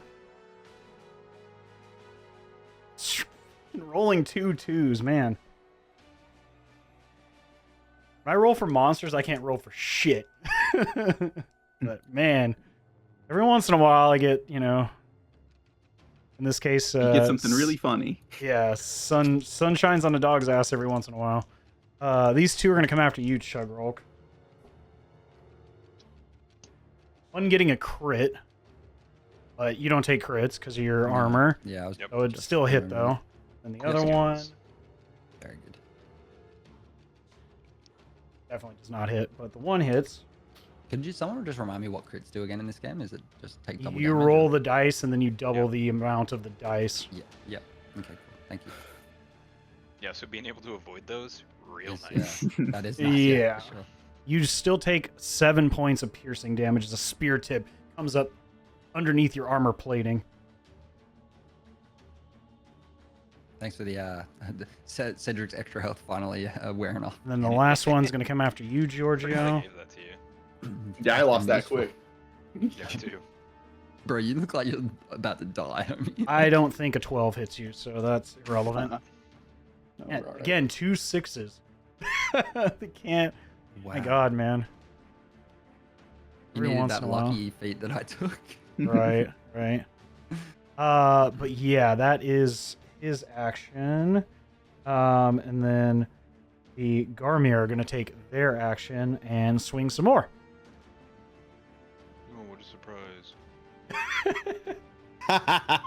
Why, you didn't think I timed that legendary action appropriately? It's kind of a rude thing. Pack tactics, man. It's just distant pack tactics. Oh man, the monsters are actually fighting. That's so the one fun. beside Yay. you, Yes, oh my god. the one beside you, Cedric, gets a 17 to hit. That does not hit. Okay, just I'm the, misses only that. one. I'm the only one with 17 AC. These two are gonna surround and try to go after Elias. Everybody else has some fancy shit. One of them hitting. One of them critting. Oh, Elias. Oh no. Ah, damn. Oh no, the NPC. Shit. Shit, the guy who's gonna pay you. Oh shit.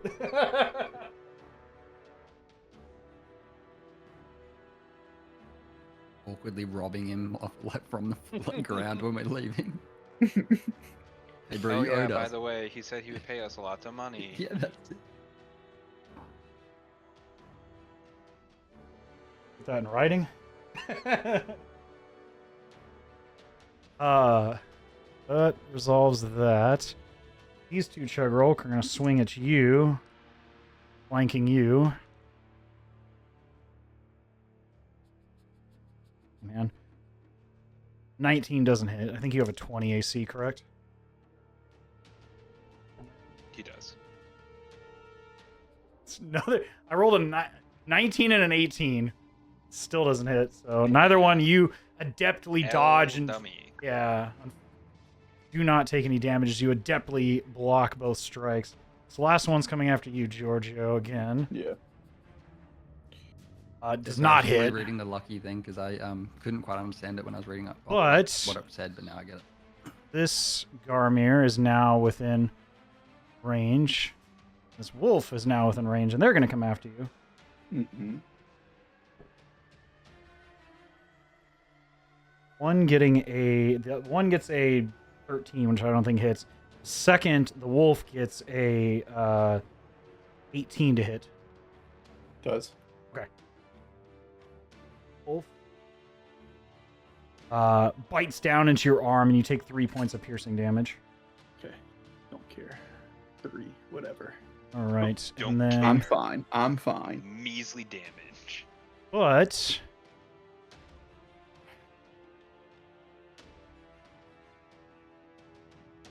that one's gonna move there. It had to dash to get to you. That one's gonna dash. And these guys are going to all...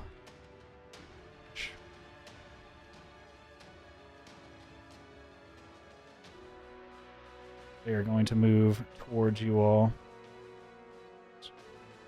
Not all of them. Just... Georgia, As- you need to do something. I'm going to kill 5 wolves. You are I'm completely going to kill surrounded. him. Just give me a fucking chance. Just watch. Wait, With it's that, about to be we my are at your turn. turn, Giorgio. Have fun. Yes. Okay.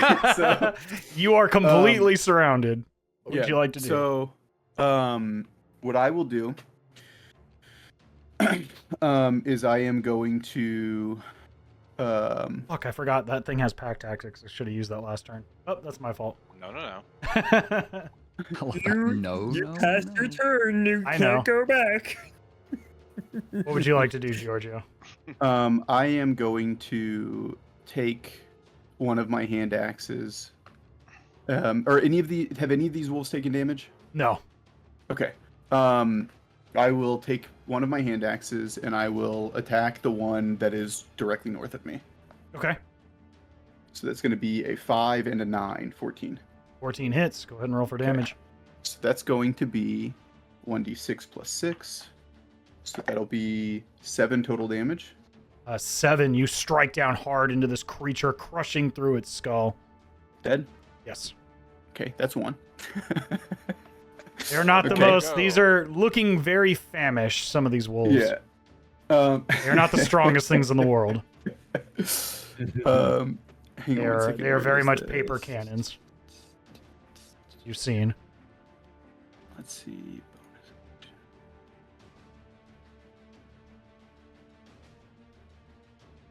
Okay. Let's see how many Um. the other 4. second attack of my attack will be actually so I guess to order it the right way. 2-weapon fighting, I get a bonus. I can use my bonus action to attack with a different melee weapon that I'm holding. I've got the 2 hand axes, right? In this case, because it specifically says light melee weapon, I can't use an unarmed strike. Is that right? As a bonus action? Yeah. Yes, but you wouldn't get the additional proficiency bonus.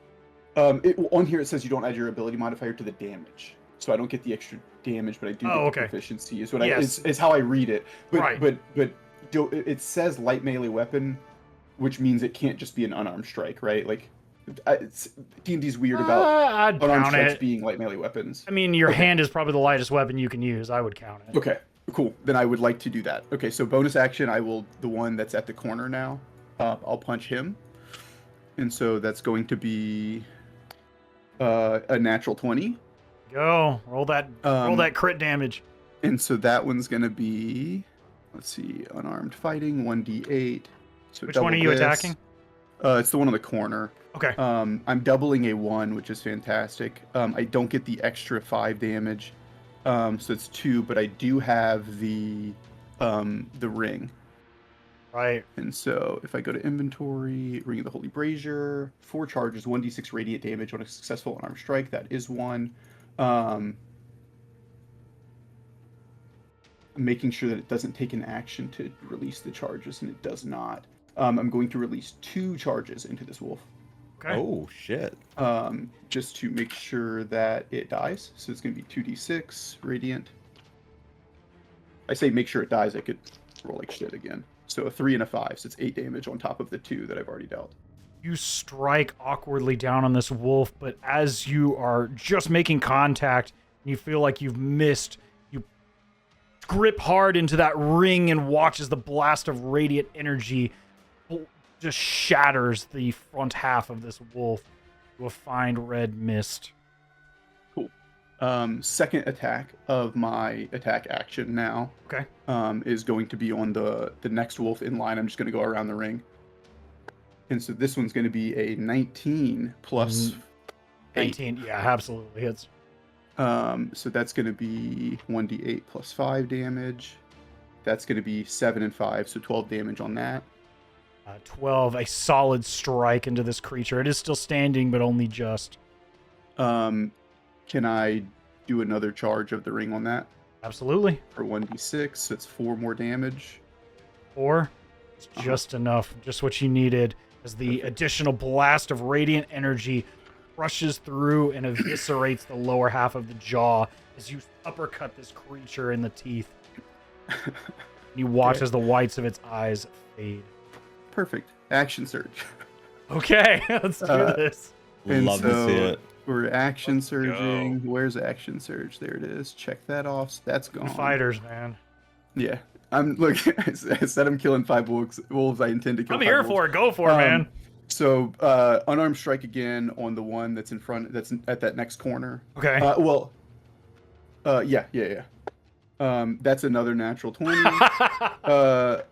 Let's go. My dice are good today. This one's a 1d8, so that's an 8. So double that. Oh, 16, absolutely. 16 This and doesn't 5, survive, So 21. yeah. The last one. Another one is you come down after striking through. You turn to this wolf with the Nice. elbow and directly upon it, you heard as it falls down lifeless. Bonus action for my 2-weapon fighting. So this is going to be the no extra damage attack. That one's an 18 plus 8 God, yes. on an unarmed strike. See, let's do it. The D20 is good today. So here's my 1d8. So it's 4 Okay. damage, and then I will use the last charge of the ring on this one, which will Okay. be an extra 3, so 7 damage. Does it die? Fortunately, it is still standing with 7 Okay. damage, but it is Damn. very Then wounded. I will use my second attack of my double attack to kill it. So that was the offhand. I was hoping that would kill it so that I You could don't then get a throw second the bonus action, though. Oh, I don't get a second bonus action. You're right. So then So that would be yeah. just be the regular attack, which would That'd be give your- me it would be an extra 5 damage Yeah, unfortunately, for the bonus. right. Yeah, you don't get So- 2 bonus actions with action so- surge. So that if that's the case, then that roll that attack roll and damage roll would just be a second attack. Yep. Which would give me the extra 5 damage. So does that last 5 damage kill it? You had 7 plus 5. I don't. It was. So I don't remember now. We I got think too you far. had. Yeah, you rolled 7 on It the. was. So 12 total. It was. Yeah. So I'm looking at my dice now, and I just slid them out the way. So it's a 4 on the. Here it is. 4 on the attack roll, 3 on the radiant damage, and then 5. So it would be 7 and 5 is 12. Exactly. 12 total. Yes, 12 is what you need. Yes. All right, and then I will move away from all of these guys because I do not want to be here. So Okay. 30 puts me next to Chugrulk, and I will go. Can I go through this one? Yeah, as long as you don't leave his melee range, you could slide through there. Okay, cool. I'm gonna stand right there. Okay. Cool, we did it. I'm safe. You watch as Safe-ish. in a spectacular flurry of blows, 2 wolves and 3 Garmir are laid low Fantastic. like a medieval ninja blender. You watch as Giorgio dispatches Hell yeah. all 5 of these. Giorgio, I'm going to give you a point of inspiration for that one. Fantastic. Yeah, Thank you. yeah. Two crits. Fuck yeah, dude. That was awesome. That was awesome. I'm so happy you finished that off because Yeah, I was like, me there's too. no way Yeah, me he's too. going to tear through these guys. But I mean, it's pretty cool. yes. That was rad. Yeah. But have you seen a spiritual weapon before? With that, we were back at the top of the round. And no, he already, okay, we're good. Tim, we're back to you. All right. Let me Ignore what I was just thinking.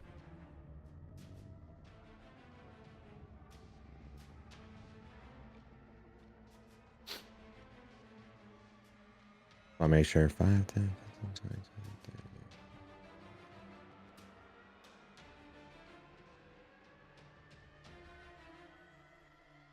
Okay.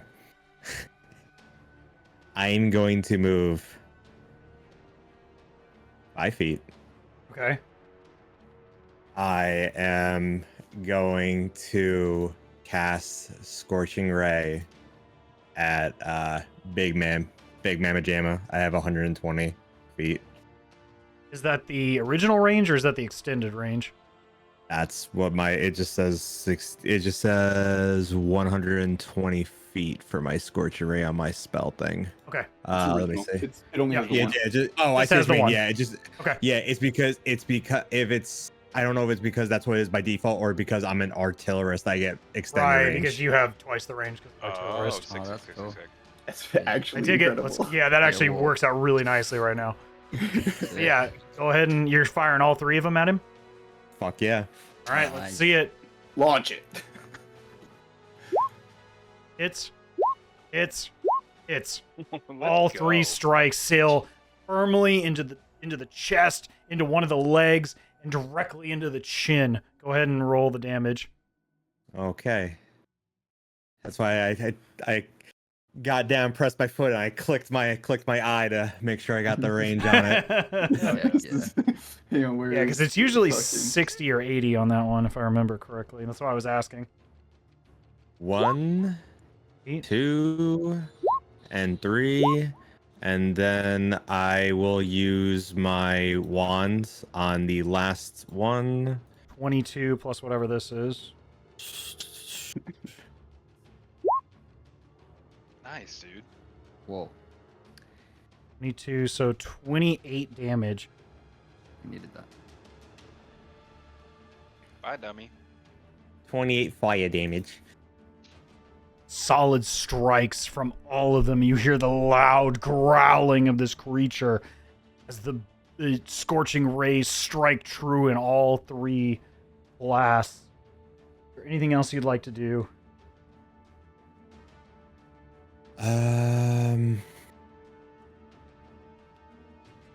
Let's see. Oh, let me mark sure I mark a thing off for me. No. That's all I got for now. Actually, hold on. I can still move the remaining of my movement if I wanted to, right? Yep. Yeah, you can, as long as you have movement, you can use it whenever.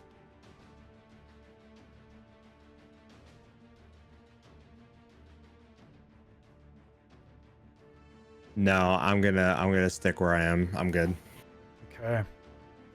This time, the Lord of the Feast is going to use a legendary action. You already used one. They regenerate every turn. He's got it. Yeah, he's Turn. at a new turn. That's why I was Oh, waiting, Lord. because I was like top of the round. I needed to make sure. Yeah, you said disregard what he just thought Yeah. of. I didn't disregard it. I know. Ooh. Top of the round. Hmm. I'm gonna go grab it truly, but I'm gonna wait until you see what you do, and then I'll probably need it. The Lord after of the that. Feast is going to draw on his legendary action one of the arrows from his pack. You see a purplish octarine glow at the tip as he eyes up Chugrulk with a shot. How did I know it would be me?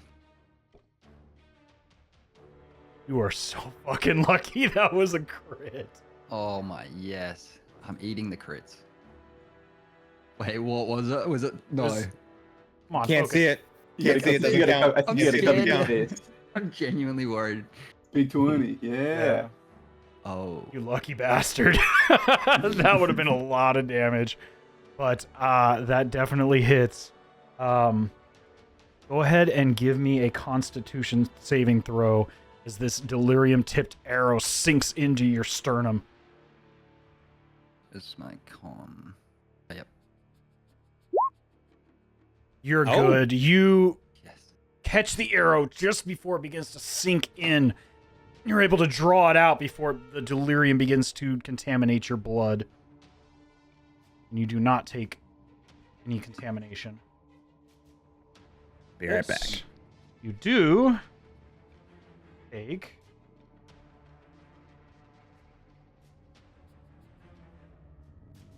10 points of piercing damage. Which that would have been 20, is that right? Because it was a crit. Yes, it would have been But if yeah, yeah, little bit 20. less. Definitely Yeah. definitely better. Yes, it is. It's 10 points of damage. What are you at now? I'm at 65. Okay. Yeah. Doing okay. Now, the Lord of the Feast, seeing his arrows strike true, is going to move forward, growling at the remaining Garmir to charge forward. Moving forward here, to eye up. He is going to fire. He's gonna fire one at you, Tim, since you fired those bolts at him. Roll me 1d3, please.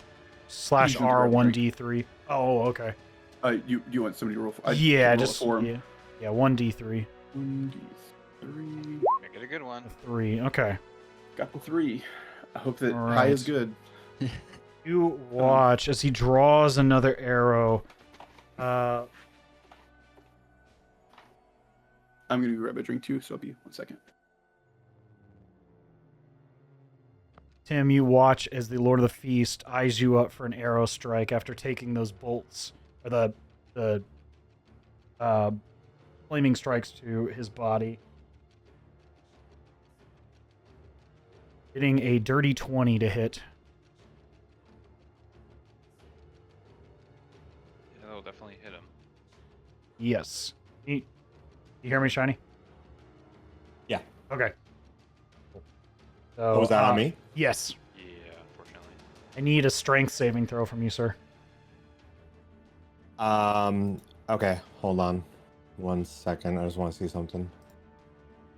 Okay.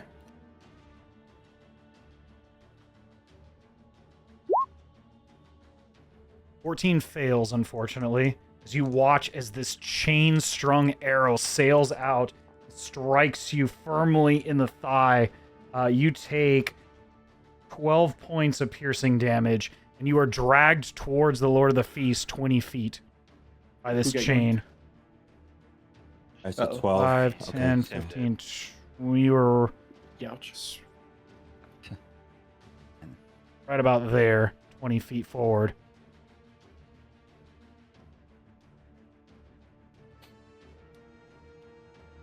Okay. But you are able to pull the arrow out of your thigh, but you are closer to the Lord of the Feast as you see this toothy grin stretch across his eyes as he eyes his prey. Oh, The next shot. Did I make you mad? Next you shot. Going to.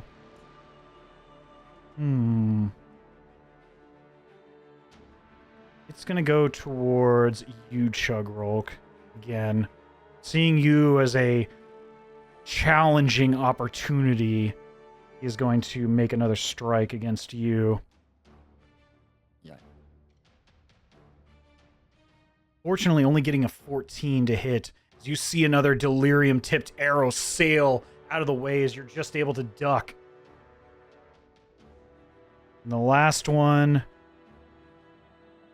he's going to target you, Giorgio.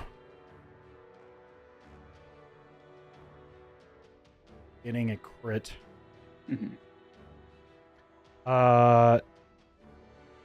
You watch a similar knocked arrow to the one that had struck you before sail into you. I need a dexterity saving throw, please.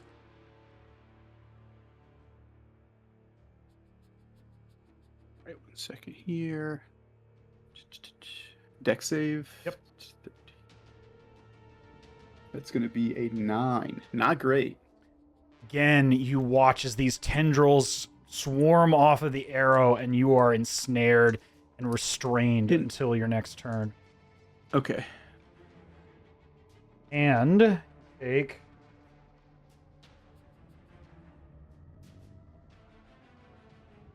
15 points of piercing damage from the strike itself. 15 points of piercing damage. I will Stone's Endurance here. So Okay. My reaction, 1d12 less. Here's the d12. 6 less. So 15 down to 9. Is that right? Yes. Okay.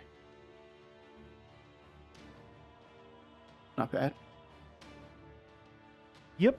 And with that, we are back to Elias.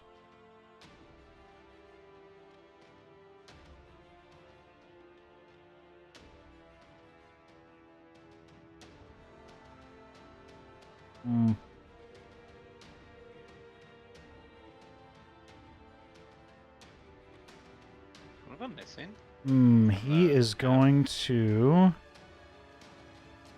You said He's- you're missing?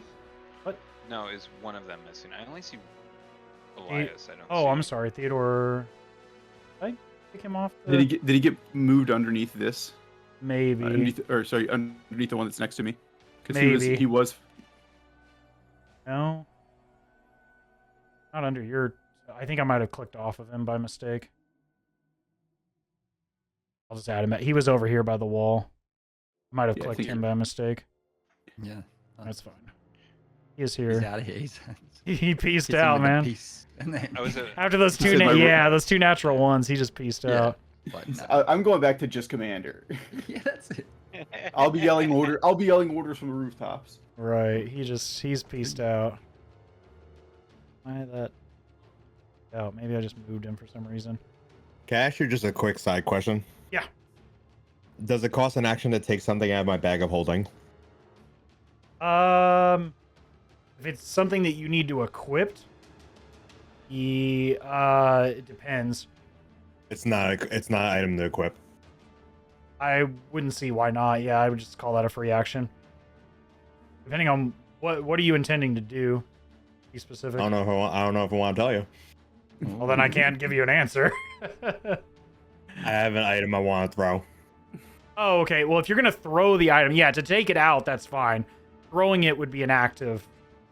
Yeah, that's fine. I figured Right, that. just I to remove didn't it from think- your inventory is a free action. Yeah, I'm not. It's like, yeah, if you already had weapons on you. I remember, Tim. Right. I know what you mean. I remember. Do you remember?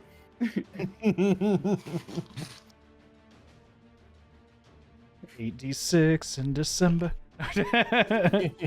Yeah. Very nice. Yeah, Elias is going to sing the arrow in you down, Giorgio. He's gonna take the 2 opportunity attacks and he's gonna rush up here, try to rip the tendrils off. Miss.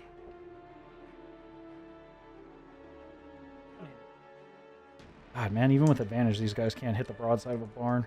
Dang. Damage, but nothing that he has not sustained before.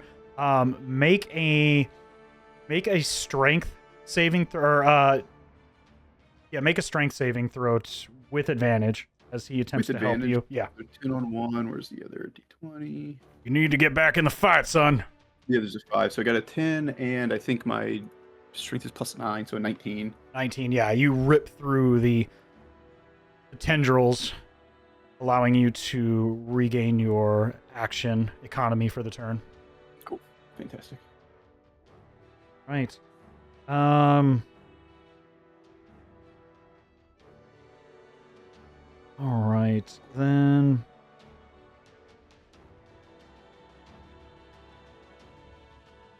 Does restraint prevent me from doing actions? I thought it was just movement and Oh, restraint. Yeah, restraint. You cannot move and you cannot take actions. Okay. Grappled is you can't move, but you can still take actions. Restrained is you Okay. cannot take actions. Okay.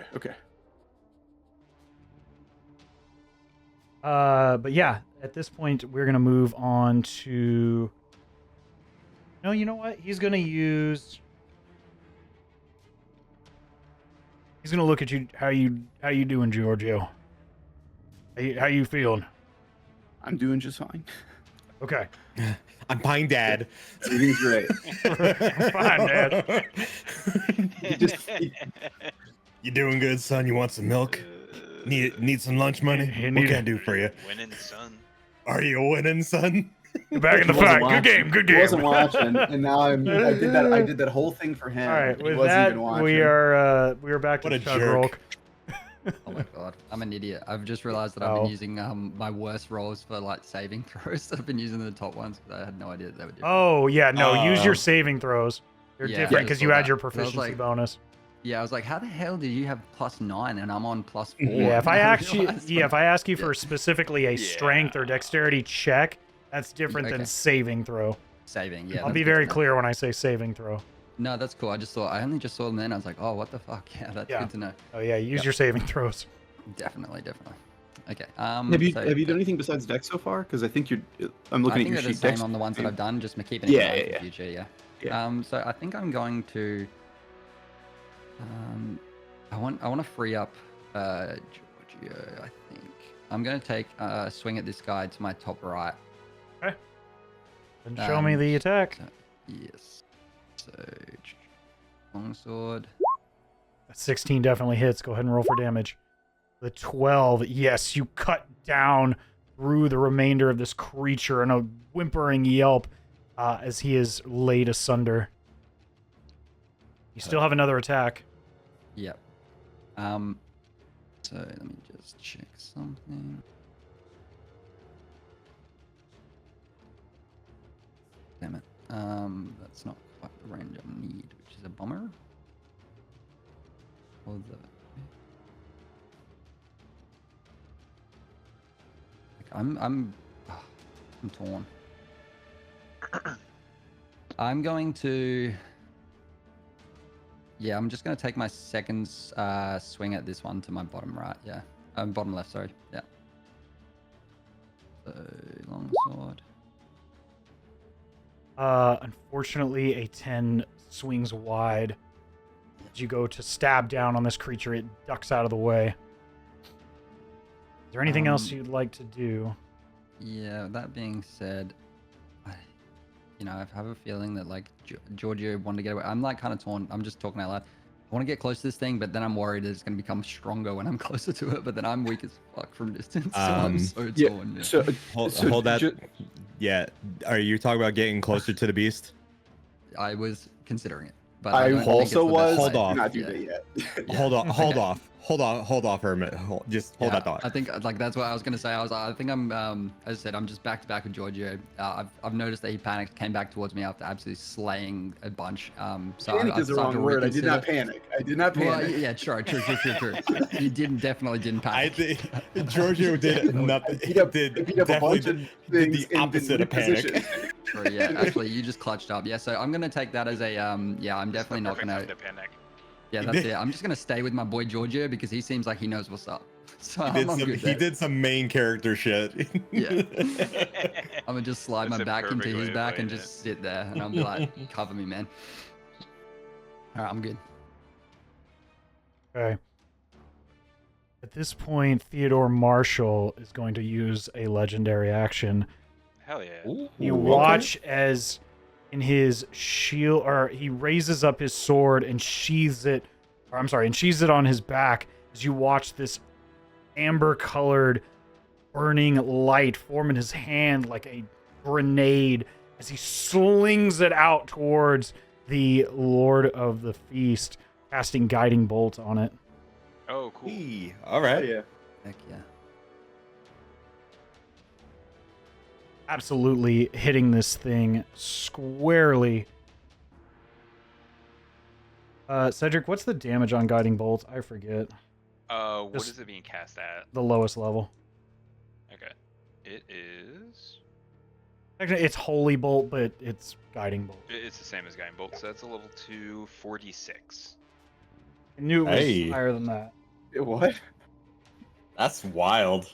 Okay. That's pretty good. Hey, cool. It's a radiant if that makes a difference.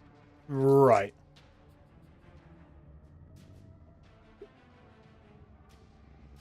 You watch a significant impact of this bolt sailing into the Lord of the Feast.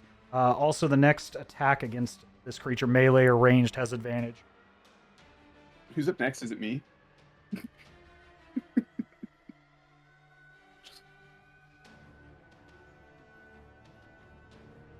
What were you saying? I'm sorry. I said, who's up next? Is it me? Not with your 3.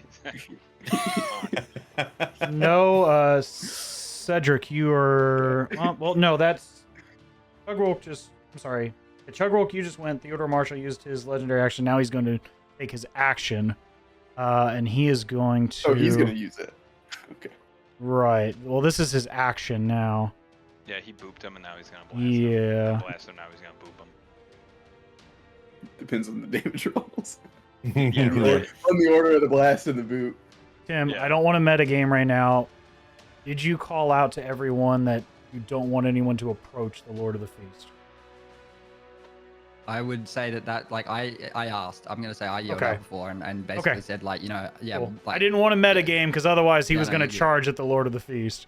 No, because I'm the same. Like, I didn't want to metagame either. That's why I was technically like, I'm gonna have to yell this out essentially because Okay. I don't. He looks I would like feel he's like about if to, you were calling out to Chugrulk, he would have heard it too. So Yeah. Okay. Oh, girl, I would not do that. Please hold. I have an idea. you watch as Theodore Marshall now turns to you. Little metal man, if you're going to do something, I recommend you do it now. Little metal man. Oh my god, that's great. And he is going to charge over and he's going to start taking some swings at these What a dick. Went up two the line. Garmir. Give me some time. I'm trying to find it. Taking down, let's see, he's going to take a Like, strike against one, Rummaging through a bag of holding. It's funny as hell. critting the other, so this is Trying to find your key. not going to end well for either one of Like- them. Brush, wallet. This one's about to take a shit potload of damage. You watch as this Garmir south, right next to your spiritual weapon, Cedric. You watch as this blade comes down with a thunderous force, and this Garmir is eviscerated in radiant energy and scattering its pieces to the four corners of the wind. And then as he turns, you watch as the end of this broadsword is spun around. Same thing. He's going to turn around and slices this Garmir clean in half at the waist. Ooh. Yeah. Whatever you gonna do it quickly! The pressure's on. This bag is a lot bigger than I thought it was. Holy shit. With that, He's Cedric, wasting you are at this up. point. Okay, I'm going to start by just Mary Poppins bag, hitting the right? one that's right next to me. Hopefully, Okay. 16. Yes, absolutely hits. Go ahead and roll for damage. With divine strike, that's a 6. 6.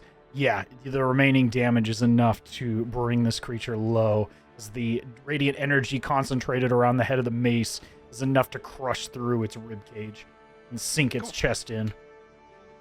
So that one's dead. Okay. It's dead. And then I'm going to, I guess with my spiritual weapon, go ahead and move it down to the one that's just south of Chugrulk there, Okay. and make a regular attack on it Okay. Then 24 hits, absolutely. for 6. 6.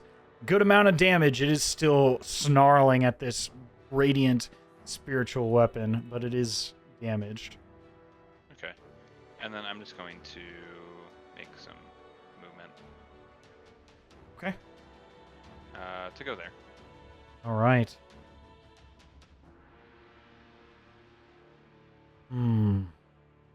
Citizen Snips looks lonely. Oh, my bad. Thank you. Oh, good.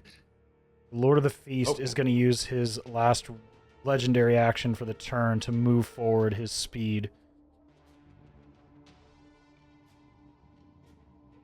Trying to close the distance between you all. As you watch him snarling and beginning to knock another arrow. And then next up is the Garmir and the Wolves. They're all going to dash up towards you all.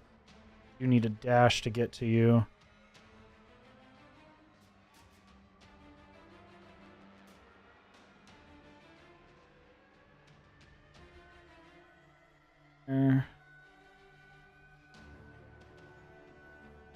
Time I have some room to breathe. These smelly damn things. Yeah, everything in this place smells like wet dog. Yeah, Wet dog, that's it. feces, and death. You know, I'm Bugbear, but I can only take so much, you know? Yeah, it reminds you of the Colosseums. Just the smell of blood and guts just baking in the hot sun. But with that, we're back to Georgio. What would you like to do, sir? You are freed. You're no longer restrained. What would you like to do? If I do, if I take a ranged attack against the one on the other side of Chugrulk, is that at disadvantage because I'm throwing through him, or? I would say you're tall enough to get over him. You're both medium creatures. I might give him partial cover, like 1 to his AC, but you're a large enough creature. I wouldn't give him like half cover.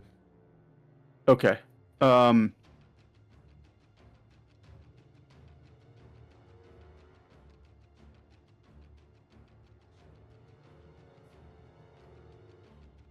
Okay. I'm gonna start with this one over here. Throw one of my hand axes at that one. Okay, the one further away. The one that's yeah, right here. Okay. So it's gonna be a 12 and I think it's 9. Yeah, 12 and 9. Absolutely hits. Go ahead and roll for damage.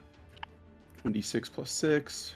It's gonna be a 4 and 6, so it's 10 damage. Okay. And Solid then- strike, as this creature is looking quite wounded. Okay, and then we'll do the psionic energy, the psionic strike for the extra. So it's 1d8 plus 2. Here is the d8. 1d8. So it's 2 and 2 is 4. Okay. 4 more. 4 more. That is Yeah. just enough to get it over the So it hump. kills it. Okay. As you watch the additional energy drive the blade through, sticking out of the back of this creature. Is there anything else you'd like to do? second attack, I'll just do unarmed strike on the wolf that's right next to me right here. Okay. This one. So it's going to be a 14 and 8. Yeah, absolutely hits. Okay, 1d8 and 5. So that's an 8 and 5, so 13 damage. You drive your fist down in the spine of this creature. You're feeling a swift snap, like snapping into a fresh vegetable, as this creature whimpers and falls to the ground. Okay, and I will use my bonus action to recover one of my 6 psionic dice, and that'll Okay. be it for the turn. All right. Back to the top of the round with Tim. You all watch as well. At this distance now, you can see the Lord of the Feast. Some of these wounds sustained from the radiant energy and the various attacks are beginning to seal up.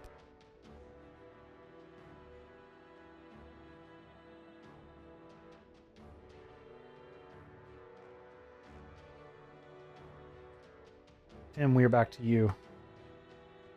I found it. I have found it. Okay. Tell me what you would like to do. All right. I'm going to move 5, 10, 15, 20 with scissors snips on my shoulder. And then I'm going to go 5, 10. Give him the clamps. Give him the clamps! Where's the quantum jam world? Get it. Damn, you got a really cool character sheet, Tim, by the way. I just read it. Thank you. Just want to make sure 5, 10.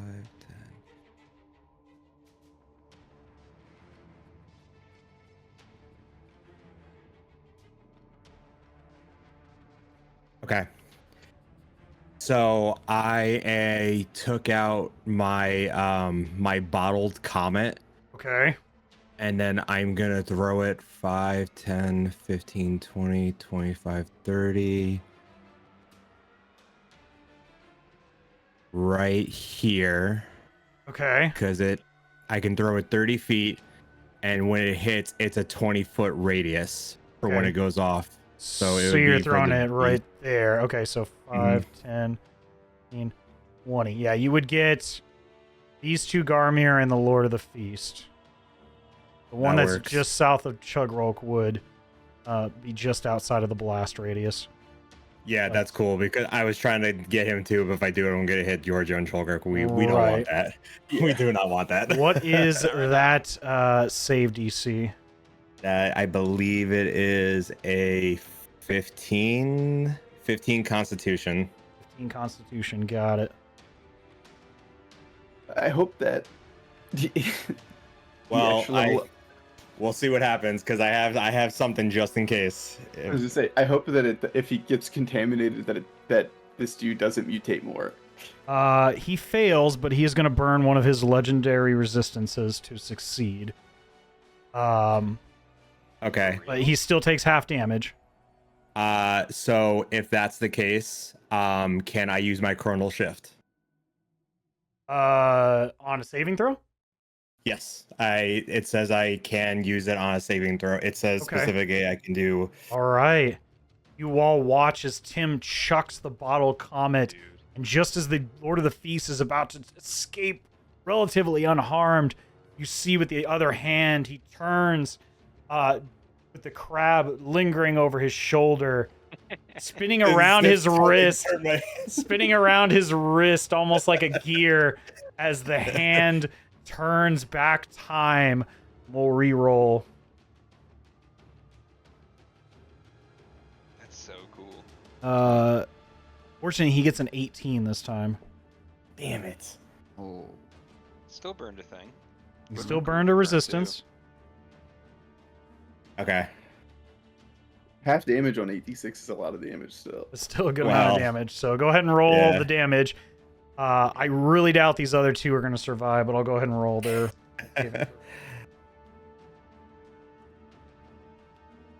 Surprisingly, they both save too, but they aren't. No, they're not going to survive that. So yeah, that is. Is it necrotic damage? I forget. Necrotic. Necrotic. Okay, yeah, absolutely. They don't survive. These two Garmir are just withered away like hairy jerky as you watch the necrotic energy sap the life out of them. The contaminated, blistering energy searing their flesh to nothing. And the Lord of the Feast is also hit for 16. Mm-hmm.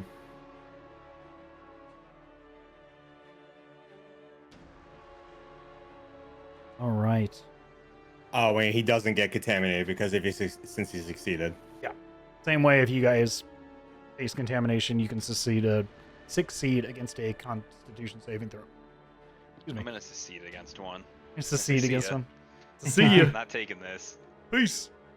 Oh yeah, by the way, don't it's the other way around, and England is not good. I keep forgetting to do that. Right. Yeah. My bad. I did not do that intentionally. The only one that's it's like just that meme of that kid, and otherwise my old man's like from England, so he was like when we were growing I up. didn't know that what that was. Yeah, it's only in England though. It's wild. Yeah, I thought the same. Yeah, because it's in Exactly America, the it's just same deuces. symbol, but Yeah, just it's just flipped, like yeah. peace out, deuces. Yeah, but if you flip them the Oh. backhand, it's like you're flipping somebody off. It's flipping them Crazy. off. That's what it Minute. means. I didn't know that, by the way. Fun fact. Fun fact. Don't do that in front of an English person. They will punch you. We succeeded from them for a reason. Right, because they can't figure out that Succeeded, deuces is a cool thing. Yeah, I don't know. I think it's because it's peace reversed. Yeah, it seems like it. That's the only thing I can think of.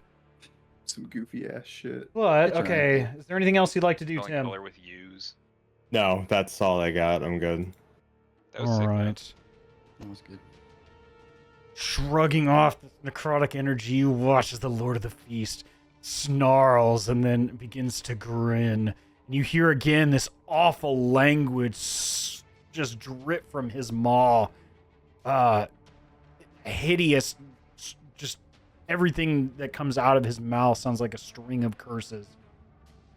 But you watch as he knocks up 3 arrows simultaneously. I need... Who's taking what?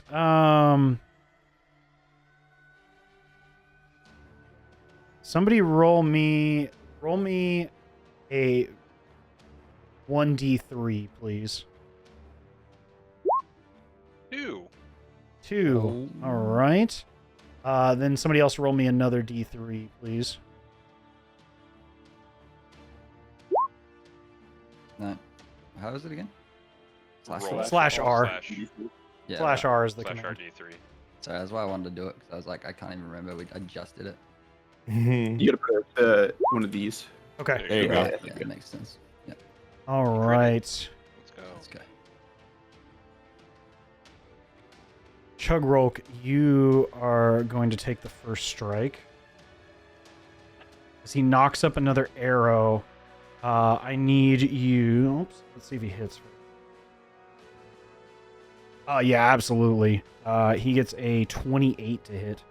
Whoa, Jesus.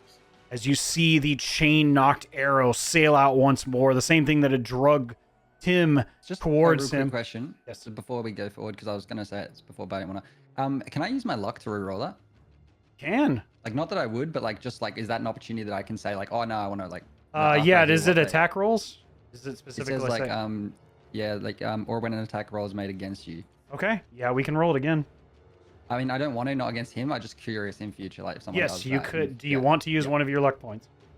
I mean, you got 3 of them, and we're doing a yeah, pretty no, heavy yeah, fight right I've now. got So plans. I'm not gonna lie, I do have plans for them, but I think I will use one of them. Yeah, I'm gonna roll that. Okay, he's gonna re-roll.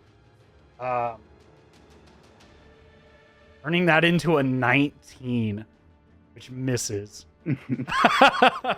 Yeah, he rolled a 19 on the die the first time and rolled a 10 the second time. Nice use of a luck point. As you watch lucky. you watch, and Elias barely ducks out of the way as this chain knocked arrow sails just out of the way, and you manage to duck at the very last moment, kind of watching it Matrix style slow motion to the side. Cedric, you are going to take the second strike here. Now getting a 28 to hit. I can't do anything about that. And then I need a dexterity saving throw from you, sir. Unfortunately, you watch again as this tendril spreading arrow of wood begins to spread out and restrain you to the ground. You're restrained until your next turn. And you take 12 points of piercing damage. I'm going to use my stone endurance on that. Okay.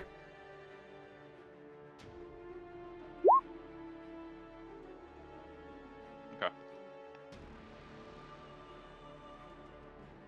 And lastly, Tim, after throwing that ball of delirium energy, you are going to take the final strike here.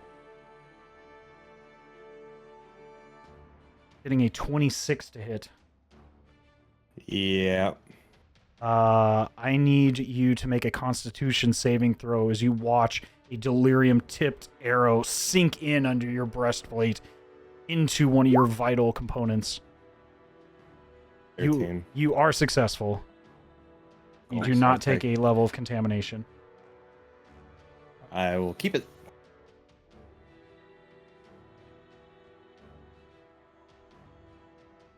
But you take some damage. Mm-hmm.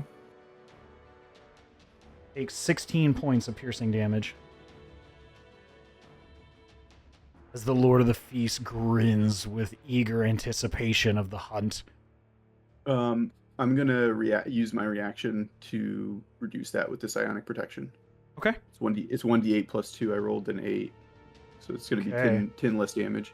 And you watch as the Lord of the Feast looms over and draws ever closer to you all, now smiling ear to ear, this toothy maw staring you in the face as the bow gets strung across his chest and the claws and teeth grow wide in your faces. Next up is Elias, who...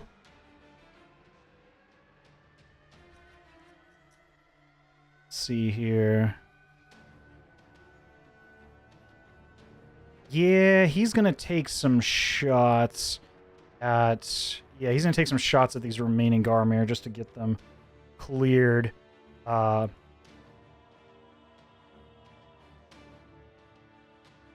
God, man. Seriously?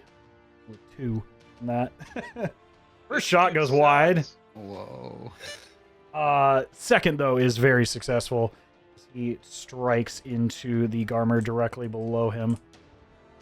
Yeah, laying this thing low with a bolt to the throat.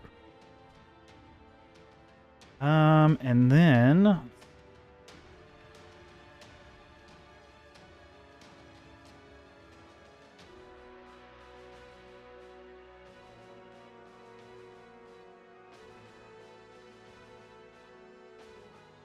Then he is going to cast Hunter's Mark against the Lord of the Feast. Cool. Nice, Mark we love that. And Chugrulk, we are up to you next. Okay. You're staring down directly at the Lord of the Feast, his drooling maw preparing to bite down upon you. All right, so at this stage, I'm going to do what every fighter does best and throw some of my sword at him, or swing some of my sword at him. I'm going to be using my long sword, just straight into him. See it. Is there still advantage on him? Has anyone actually attacked this thing since the guiding bolt? It's when they've had a turn in combat, which so like I don't think so, because the last person that taken a attacked... strike against it. No. Right, so you would have advantage just on this an first item. strike. Get it, baby. Yeah, so Wait. you get advantage. Yeah, But the two I of get us advantage. held off on rushing in because of that. Yeah. Yeah, how looking does- out on that sorry, one. Where am I getting that from? So just where I know. you normally click to strike for your no, first... you're getting it from a guiding bolt that Right. Alex Drexel cast. No one's actually taken an attack on Theodore this thing Marshall yet. cast it. Or but- Theodore yeah. Marshall did. I was just making sure it wasn't like just a blanket rule that I didn't know about or something. But so it No, was No, doing it's the something. side He's effect of a glowing. spell. He looks really cool. Awesome. Yeah. You can Cool. hit Cool. him. Cool. Hopefully. Heck yeah. All right. So with advantage, you said. Yes, you make a strike with advantage against the Lord of the Feast. So you right-click the attack option and then- with advantage. Did it do it that time? No, roll one more It only time. did once. Just click it again. Click it again. Yeah, Yeah. that's weird. Okay. When you right click on the +7. Yeah, I saw it. It just didn't do anything. That was weird. Like, I clicked on Fortunately, it, a it just- 17 just misses. As you Dang. swing down, Dang. the blade is not. Hang on. I was gonna sorry, I was sorry again. I was in the middle of getting a bit confused. I won't use it now, but so next time, so I've got to get, just so I got my rules around lucky right. I've got to get like my roll out of the way, and then I have to decide to use lucky before you tell me if it hits or not. Is the rule? I would let you hit if you want to try to roll again. Yeah. Well, I mean, that's Because you I wouldn't guess know to I- use lucky unless you knew it didn't hit. So So yeah, I'm just trying. Well, that's the thing. It says that I have to know what my roll is, and then just kind of decide if it's shit, and then use So- lucky. Yeah. It Because reads because he before gets the outcome. he gets to pick which dice he wants. It's not just a re-roll. It's So hang on, I found a really good little scenario. It says you can use one luck point to reroll a D20 on attack roll ability check. You can then choose one of the two rice. You have to decide to use your luck point before you know if the original roll was successful or not. hold on Yeah. one moment. That's just what it Like, says. that's So like, if that's he rolled a 17, he could be like, he am might going say to use I don't my think a luck 17 point," works. Yeah, that was and then he kind of gets my. to roll again. And if that's a 19, he can say, I will take the 19. If it's a like 4, he can say, I will take the I'll take 17. the 17. That's how I read it, at least. Yeah. Gotcha. You don't know what that, if it's a success or good not. or You not, just yeah. roll another die as an in case. If you get like a sort of 3, you're Right, gonna be like, okay, yeah, 'cause it does As say opposed to specific- just being advantage, right? Okay, Yeah. I see it. Before it says before the outcome is determined. So yes. Yeah. Yes. Yep. So Okay. like I said, you know, like no, I don't have to use it on this one, but like I'd probably look at a 17 attacking something like that, and I'd be like, probably not good enough. Well, now you know. So Yeah. But yeah, so what I would be probably using my luck point. I can only use one per turn. Is that correct? you can use as many as you want until you're out of You them. want- It's yeah. not just one per Yeah, turn. it says Just whenever use you make one- an attack, ability, Yeah. or saving throw. You could It's not use them limited all in turn. one turn if you wanted to. On your So yes. on your sheet, Spud, see, next to it says no action. Okay, Right, here's Wait, ahead, but I'm hang on sorry. real quick. I did have a question about that because I got the advantage. Do I get the advantage again with my lucky, or just is it a one? Yeah. Okay. One then additional that is- d20. And I will take the unsuccessful 17, obviously. okay, and is the 11 your second attack? So the 11 was my re-roll on that. So like that was my advantage. Then I realized that advantage isn't going to work. So I tried to use my lucky to re-roll. Okay, yeah. that was Unfortunately, one attack. 11 does not hit as well. Yeah. So then my second attack was going to be this roll. So then I'm going to look at it real quick. Fortunately, with a I'm natural definitely one, gonna use a- you yeah, definitely- drive down.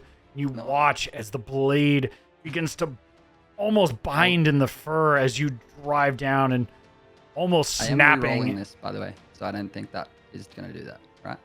Are you spending your last On- luck point? The yeah, third I'm lucky using my point, last yeah. luck Okay. point. Yeah. Go ahead and re-roll one more Blowing time. it. I'm blowing it. I'm blowing it, guys. I'm whiffing. Fortunately, Come on, guys. wow, How's my God, Someone man! help me. Someone help me. Okay, I'm just Each yeah, strike I- as you Oh beat my. down into this flesh and fur is unsuccessful in drawing blood. yeah, this thing has obviously intimidated me. I don't like being this close to it. I'm shaking. Is there anything else you'd like to do, Spudley? Cry, but no, that's it. Seeing that that, was Sorry, I got one more rewind, but I gotta save it for Nah. like as a Bro. just in case. Bro, don't trust me. I'm useless now. It's, You're not useless. We still got a little while to go. okay, all good, all good. Yeah, that was a bad turn, but it's done.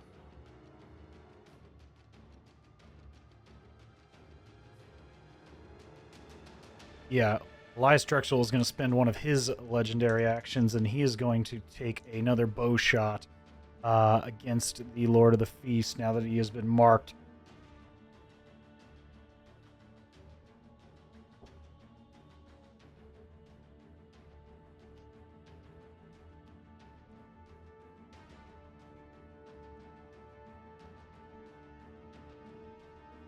Did not realize I was using the wrong one, but that definitely hits now. Yes. I thought he had a +9. No, he has a +12. Nice. Jesus. Damn. Yeah, man, Rangers and ranged weapons. Strong boy. Rangers. I mean, it makes sense. My ranger at level 4 had like a +8 to hit with the longbow, so. Oh man, I would love to crack open those my paladin again.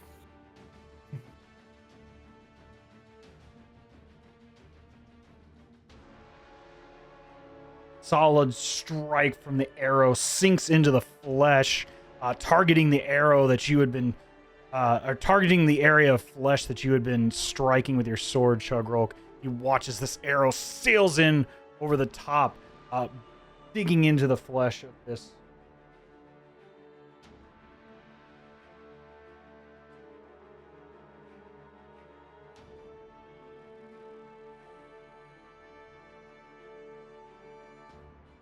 That Theodore Marshall is up. He, let's see.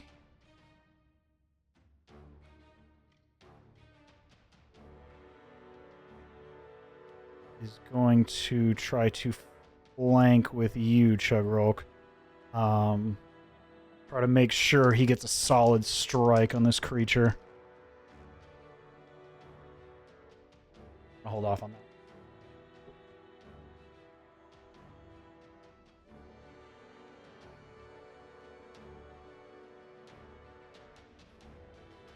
Yeah, that hits. And he is going to... Yeah, he's going to dump...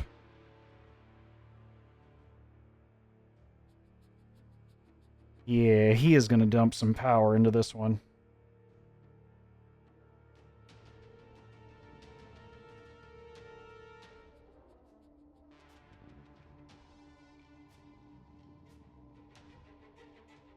So... This ought to be real nice. You watch as he swings around the backside of the Lord of the Feast, staring at you, Chugrulk, trying to do his best to lay low this creature for you all to seal the fate of it, pumping in all the divine energy he has buried in this weapon.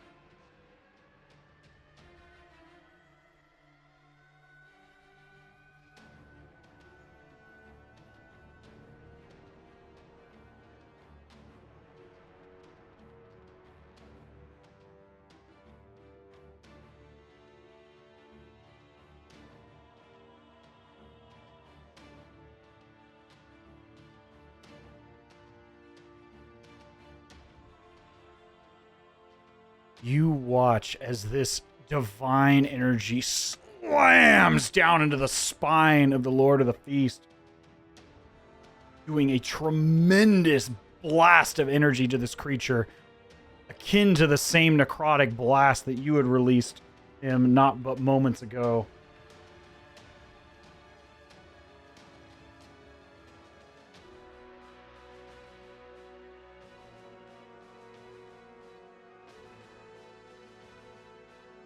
This enemy is bloodied.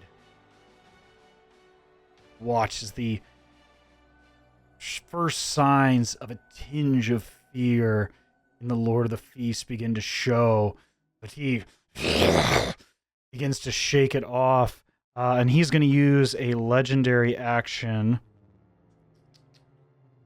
Yeah, he's going to legendary action spin around and fire an arrow at Theodore Marshall.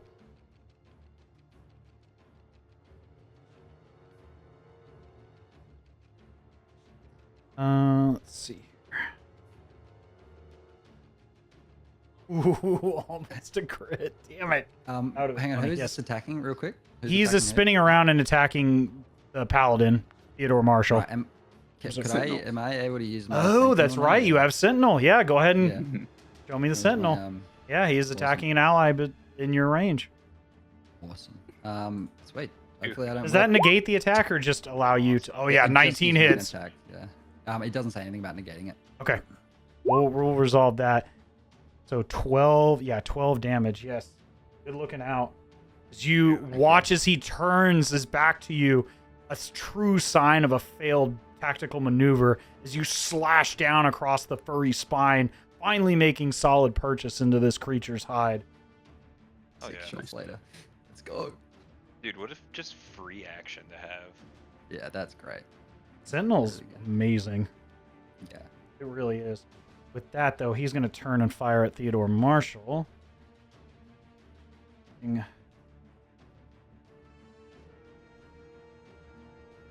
Damage. He needs to...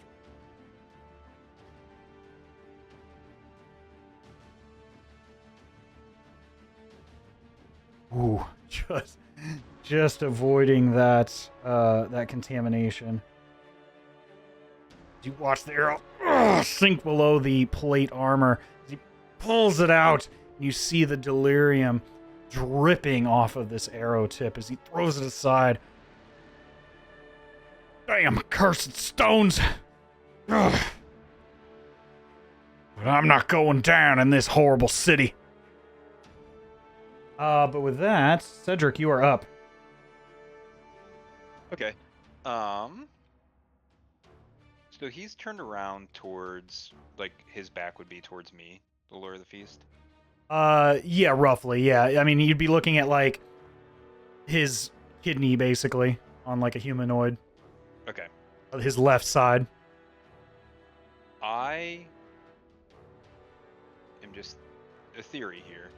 What would happen if I ran up and just attempted to snatch the arrows from his quiver? You can certainly try. Parkour up his back. Let's go.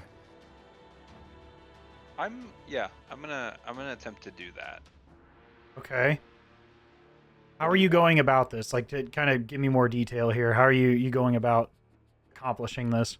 While his back is turned, I am literally just like essentially sprinting and just trying to like grab at his quiver and just try to get whatever I Okay. can from it. All right. Go ahead. This is going to be a pretty high DC. This is strapped down to him via his leather scraps of armor and deals. This is like strapped across shoulders and cinched down like a quiver would be.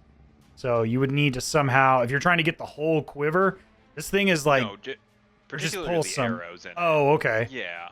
Yeah, give me a sleight of hand shit. check. Oh baby. That's what you're hoping for, huh? 22.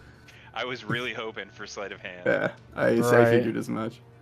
You are able, as you run up, go ahead and put yourself within melee distance on the board.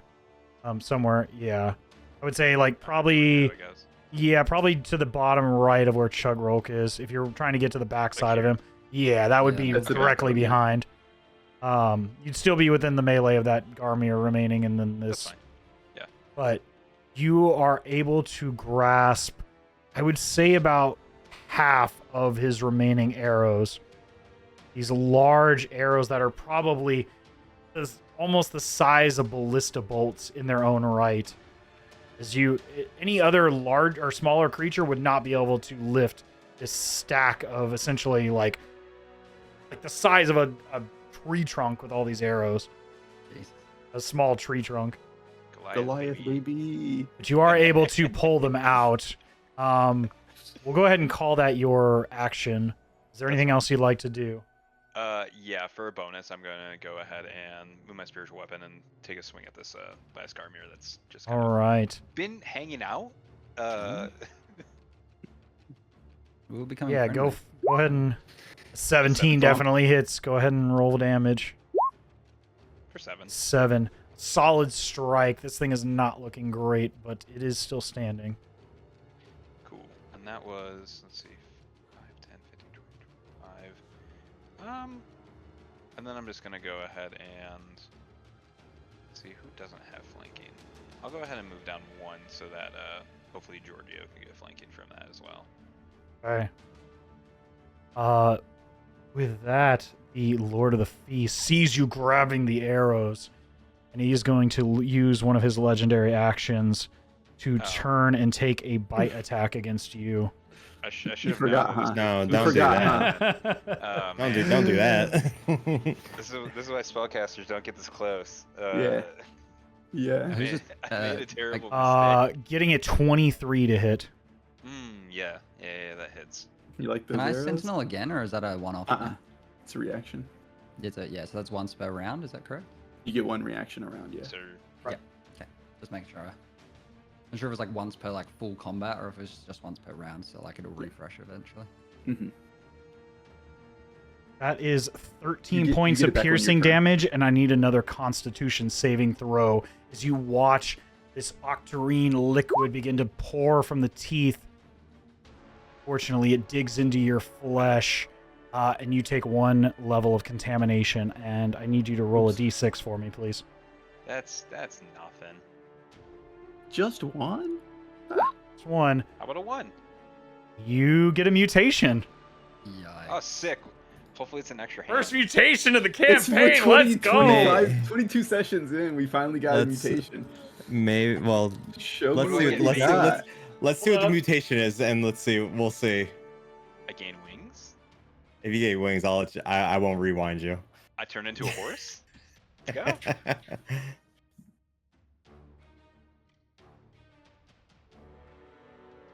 This. I did. The suspense is killing me. Go ahead and roll me a d20, please. Just a straight d20. 16. 16.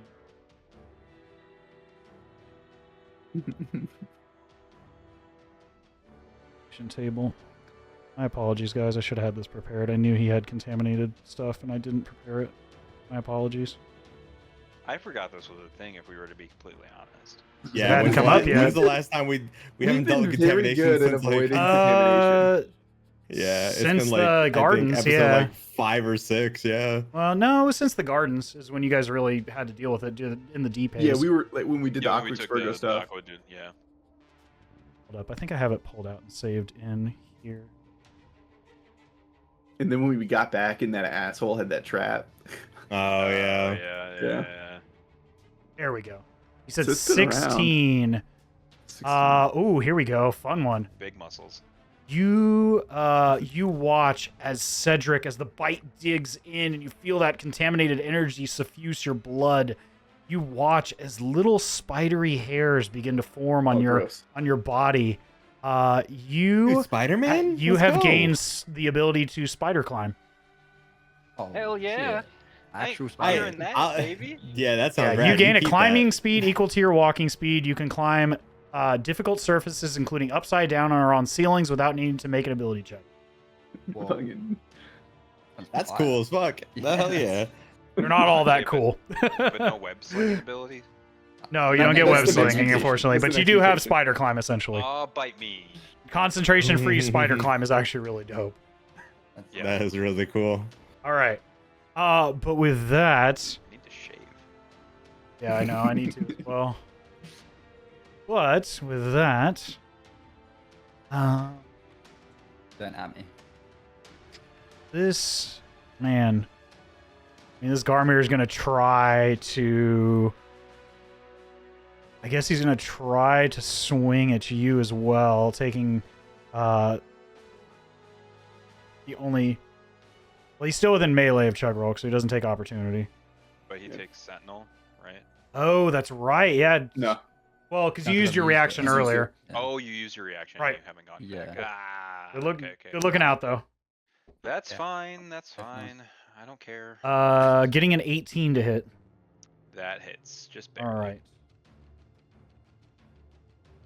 All right. You take 3 points of piercing damage. Man, these guys can't roll for I shit. am not feeling great. All right. Giorgio, we're I'm a back fucking to spider you. and I'm bleeding from every orifice. Squash like a bug, man. So I'm going to. Do I have flanking, or because I have inspiration for advantage? If not, You could move into a flanking position if you kind of. He gets flanking with my position. Goes a direct line through those. Yeah, I think so. Yeah, I would call it that way, or you could move up one and definitely have flanking. okay. With No, Cedric. I'm good. So it's flanking's advantage, yeah. Yeah. Okay, so do unarmed strike on him. Fucking let's go. That's what I was looking for. Let's go. Oh Let's see, shit. it's See it. A 15 and a 20. So the crit on that means two things.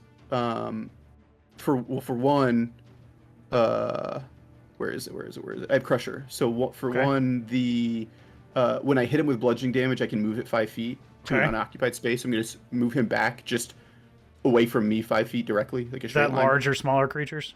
Does it have like As long as it's not more than one size bigger than me. Okay, you're good then. So, you So, have to be huge. Yeah, so it'd have to be, so I'm gonna push it back 1. Okay. And then the crit, because it's a crit, attack rolls against that creature are made with advantage until the start of my next turn, Okay. regardless. So yeah, so now everybody has advantage. Oh, buddy. So move it, so then the damage on that's gonna be, what is it? It's 1d8 plus 6, I think. Let me scroll back up to that, actions. 1d8 plus 5.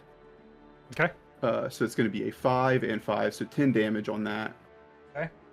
And then my second attack, which still has advantage, is going to be hand axe. So I'm going to throw that. And then that's going to be, that's an 8 and a 4. So 8, or it's a 17 and an 11. So 17 17 unfortunately just misses. misses. Damn. Okay.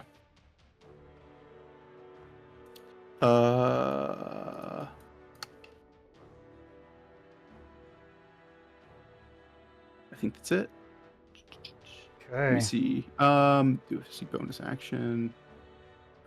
Since I've got it, I'll use my bonus action for second wind. So 1d8 or 1d10 plus 8 damage healed.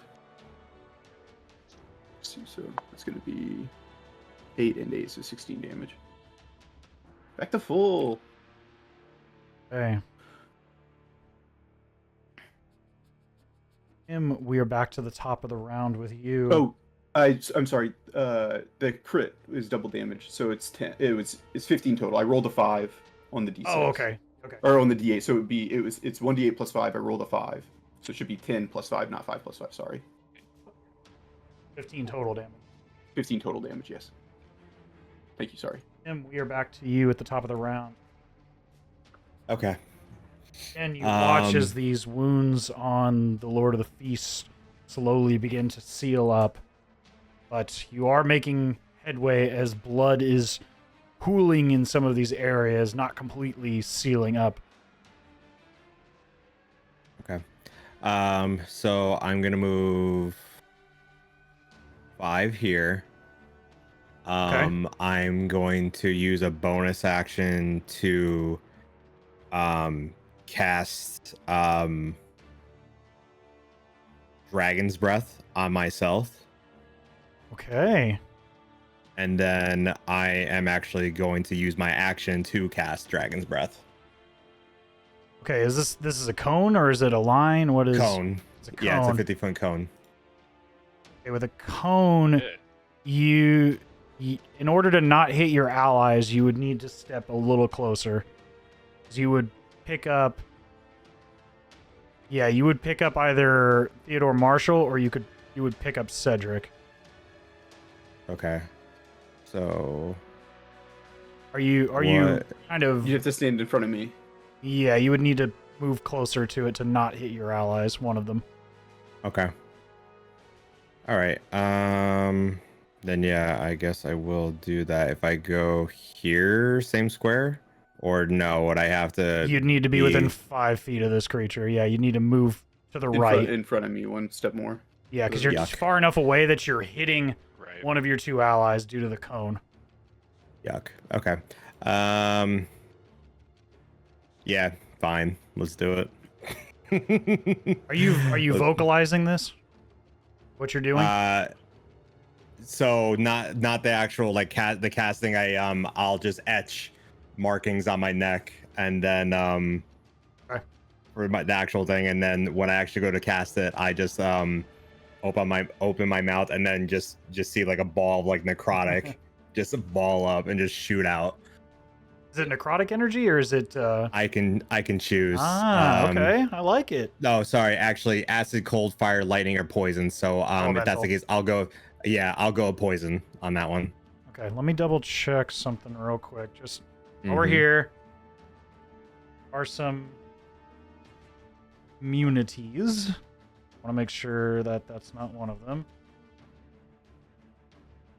We've already discussed what it is, but You did call out poison, but let me double check. Mm-hmm.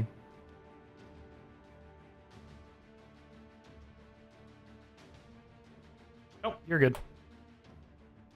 Sweet. So 15 dex is what you need, sir. Index. Okay. He fails, but he is going to use his last legendary resistance to succeed. Oh. But Okay. Is it save or suck, or is it half damage? Half damage. Okay. Go ahead and roll the damage, and we'll cut it in half. 15, so 7 points of poison damage.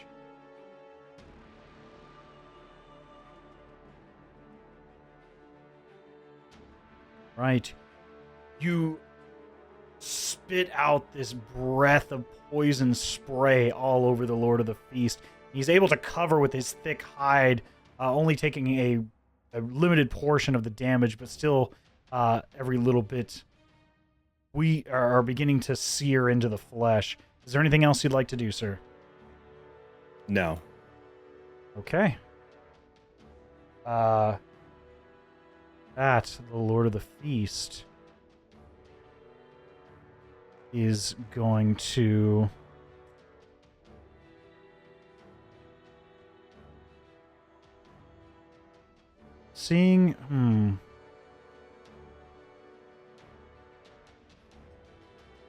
Yeah, he's going to swipe at you, Cedric, with his claws.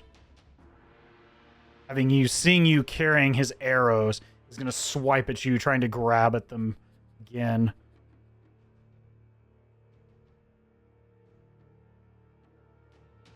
Don't think this hits, but check. I don't think it does either. I don't think it does, but I'm okay. Don't know what the modifier for this one is. Don't remember off the top of my head. Trying to remember the modifiers for like 3 or 4 different creatures. So,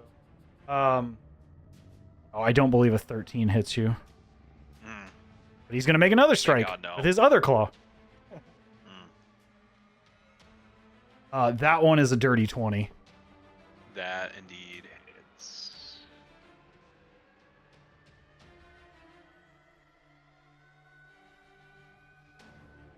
You take 13 points of slashing damage from the claws. I have my reaction. Okay.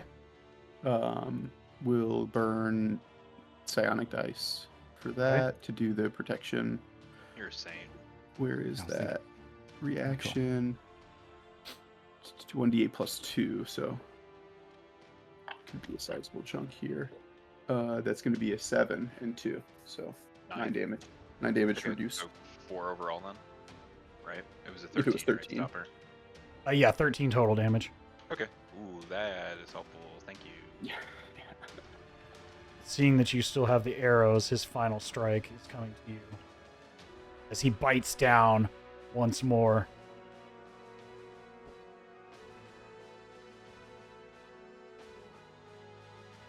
Getting a 16 to hit. No, sir. All right, you managed to duck out of the way as you kind of spider backwards into kind of a crab stance before swinging back. Almost instinctively, your new hairy appendages on your hands and feet kind of sticking you down, as holding you up as you swing back forward.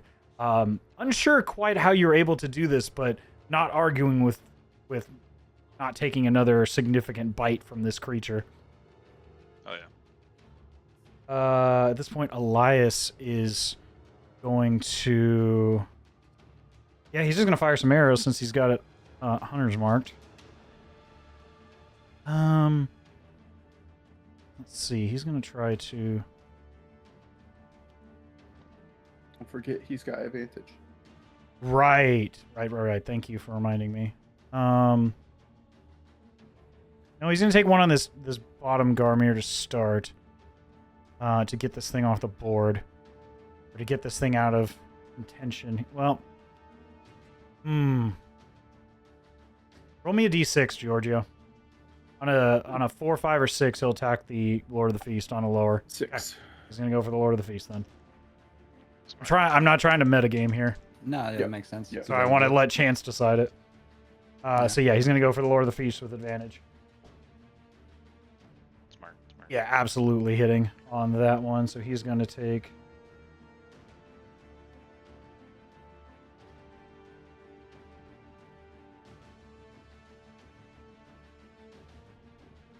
great damage, but still a strike nonetheless.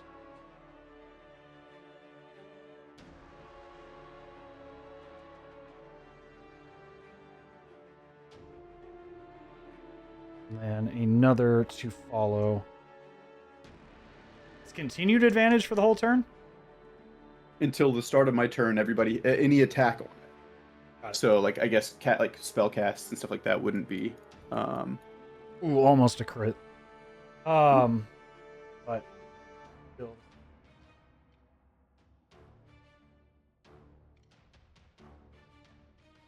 Yeah, much better on that one.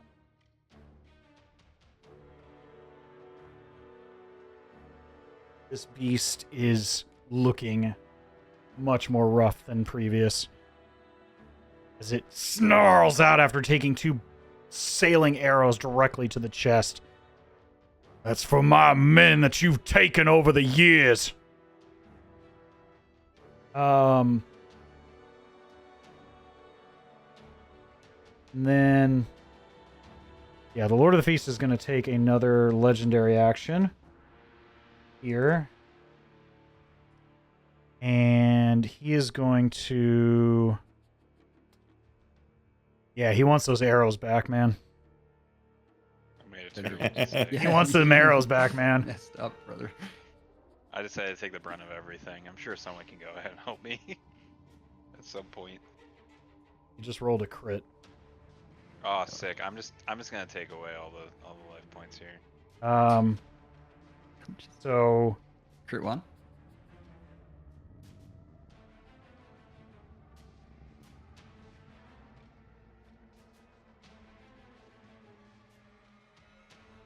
that is 26 points of piercing damage as the teeth sink into your flesh. And I need a Constitution saving throw as well. Do you need one if I'm down? Yes. I still need one. This is against contamination. 14. 14. Yes, you do succeed. You don't Alright, take any so- more contamination, but you are unconscious. As you watch as Cedric goes down the bite. You hear the chagrin and snarling as the Lord of the Feast ragdolls Cedric's body down to the ground and turns to you all. Again, you hear this muttering of awful language coming out of its snarling maw. But, Chugrulk, we are back to you. Alrighty. Well, that being said, similar to before, I haven't got a whole lot else that I can add except for attacking into this big ass monster that's scaring the shit out of me, to be honest. So I think I don't know if I have to move because of my 10-foot range, or I might just You don't. yeah. I You might just don't. stay You where could I am. hit from where you're at. Yeah, so I might just stay where I am, and I'm going to take my first swing into the Lord of the Feast. The crit, yes, absolutely. So you're gonna Love roll, it. yeah. There you go. Is that the crit damage or is that just the normal damage? That was the normal damage. Sorry, I don't know how to do It would be Oh, Okay, usually I so can it's right-click you it. rolled a 7, so 20. that would be 14 plus 6, so that's 20 on that. Yeah. Nice hit. Nice dude. Let's go. Anger swelling up as you watch your companion go down to this creature. You drive your sword deeply into its flesh, hitting solidly this time, and drawing out a spouting gusher of blood. But you still have another attack if you'd like. While I pull my blade, I'm gonna do a bit of a twist and a turn and a little spin, just for some flourish and try and add some momentum to this next swing because I'll need it. What do we got? Another. I knew it would work for me. Let's go.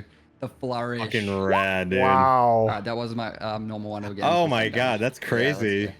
One more to Wow. each one too. Jesus, your Oh numbers my are God. fucking crazy with that. That's so So wild. that's Dude. Wow. 22 Wow. points of damage. Another solid strike. What a Back-to-back crits in anger as you watch Chugrulk shouting and screaming as he carves into this creature. Not much I can add, he says before he double crits. Right? Doing Exactly right. 42 points of what damage. were your words you before? I'm Yeah. useless in this fight.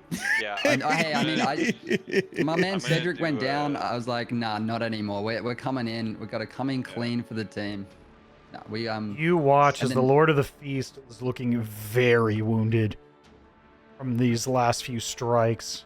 A few more of those, and it very well could be the end of this creature. Is there anything else you'd like to do, Chugrulk? chuckle and leave. No, I'll let my turn there. Okay. Theodore Marshall on the opposite side looks over.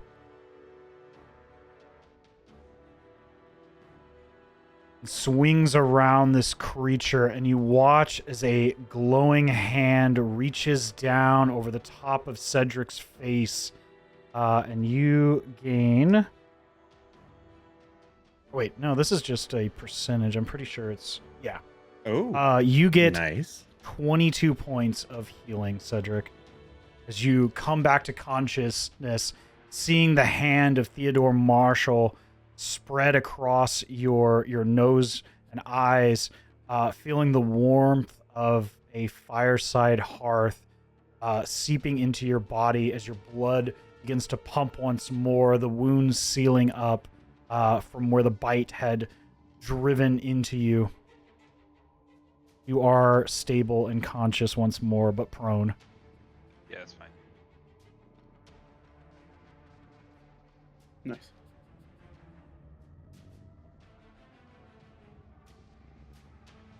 Which is good, because it's your turn now. Nice. Yeah. It's your So turn, I'm and you don't have to make death saves. Yeah, I'm just prone on the ground right now. I am going to get up, just stand up, and I'm first going to use my spiritual weapon, move it, hit the Garmier that was on the ground, Okay. Nice. or that's right there first to start. I believe this, he's on the ground, so this would have advantage. Oh, is he prone? I believe he is. Yeah, I just didn't mark it. This would have advantage. One more. Well, it doesn't Wow. matter. Yeah, unfortunately, both those miss. That's fine. And then I'm going to, since my voice is still booming, call him a stupid motherfucker and just attempt to. Okay. Oh! Let's go! Oh, And that's- crit on the inflict Oh. wounds. Let's go. So that would be. Is that the crit damage? Yeah, that is Holy the moly! that is the crit That would be damage. 44 damage. 44 damage. Oh, that is disgusting. How do you want to do this? Yes. Oh, I'm gonna stand up and just try to find some wound that hasn't closed up yet and just drive my hand straight into it and just kind of like wiggle it around. God. Yeah. You Oh watch as the Lord of the Feast gives this heinous roar as Cedric drives his hand up through the wounded flesh, and this blistering necrotic energy spreads out like fissures across his flesh through the muscles and hair. You watch as the matted fur begins to fall and singe off in all sides, the eyes filling with inky black as that energy sinks across the entire form of this creature as it slowly cries and begins to crumble, the flesh shrinking over the bones as it falls face first in a lump of searing flesh and hair.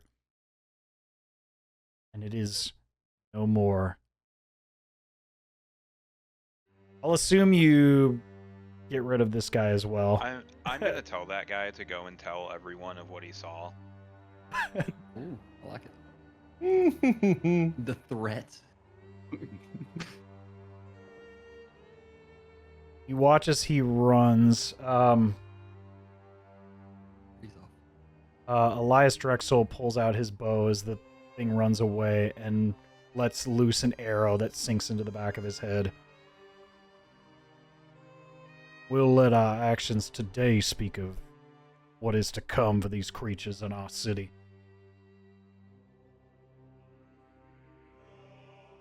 I'm gonna have a lie down. Catnap. I can use a quart of oil. Against insurmountable odds and terrible force of will and natural greed and hunger and pure terror, you all are successful in laying low the Lord of the Feast. With that, I think that is a good stopping point for today's session. That was As a we're sick session. To be honest, that was good. Mhm. yeah, that was really fun. you now stand in shadow of the Cathedral of St. Vitruvio.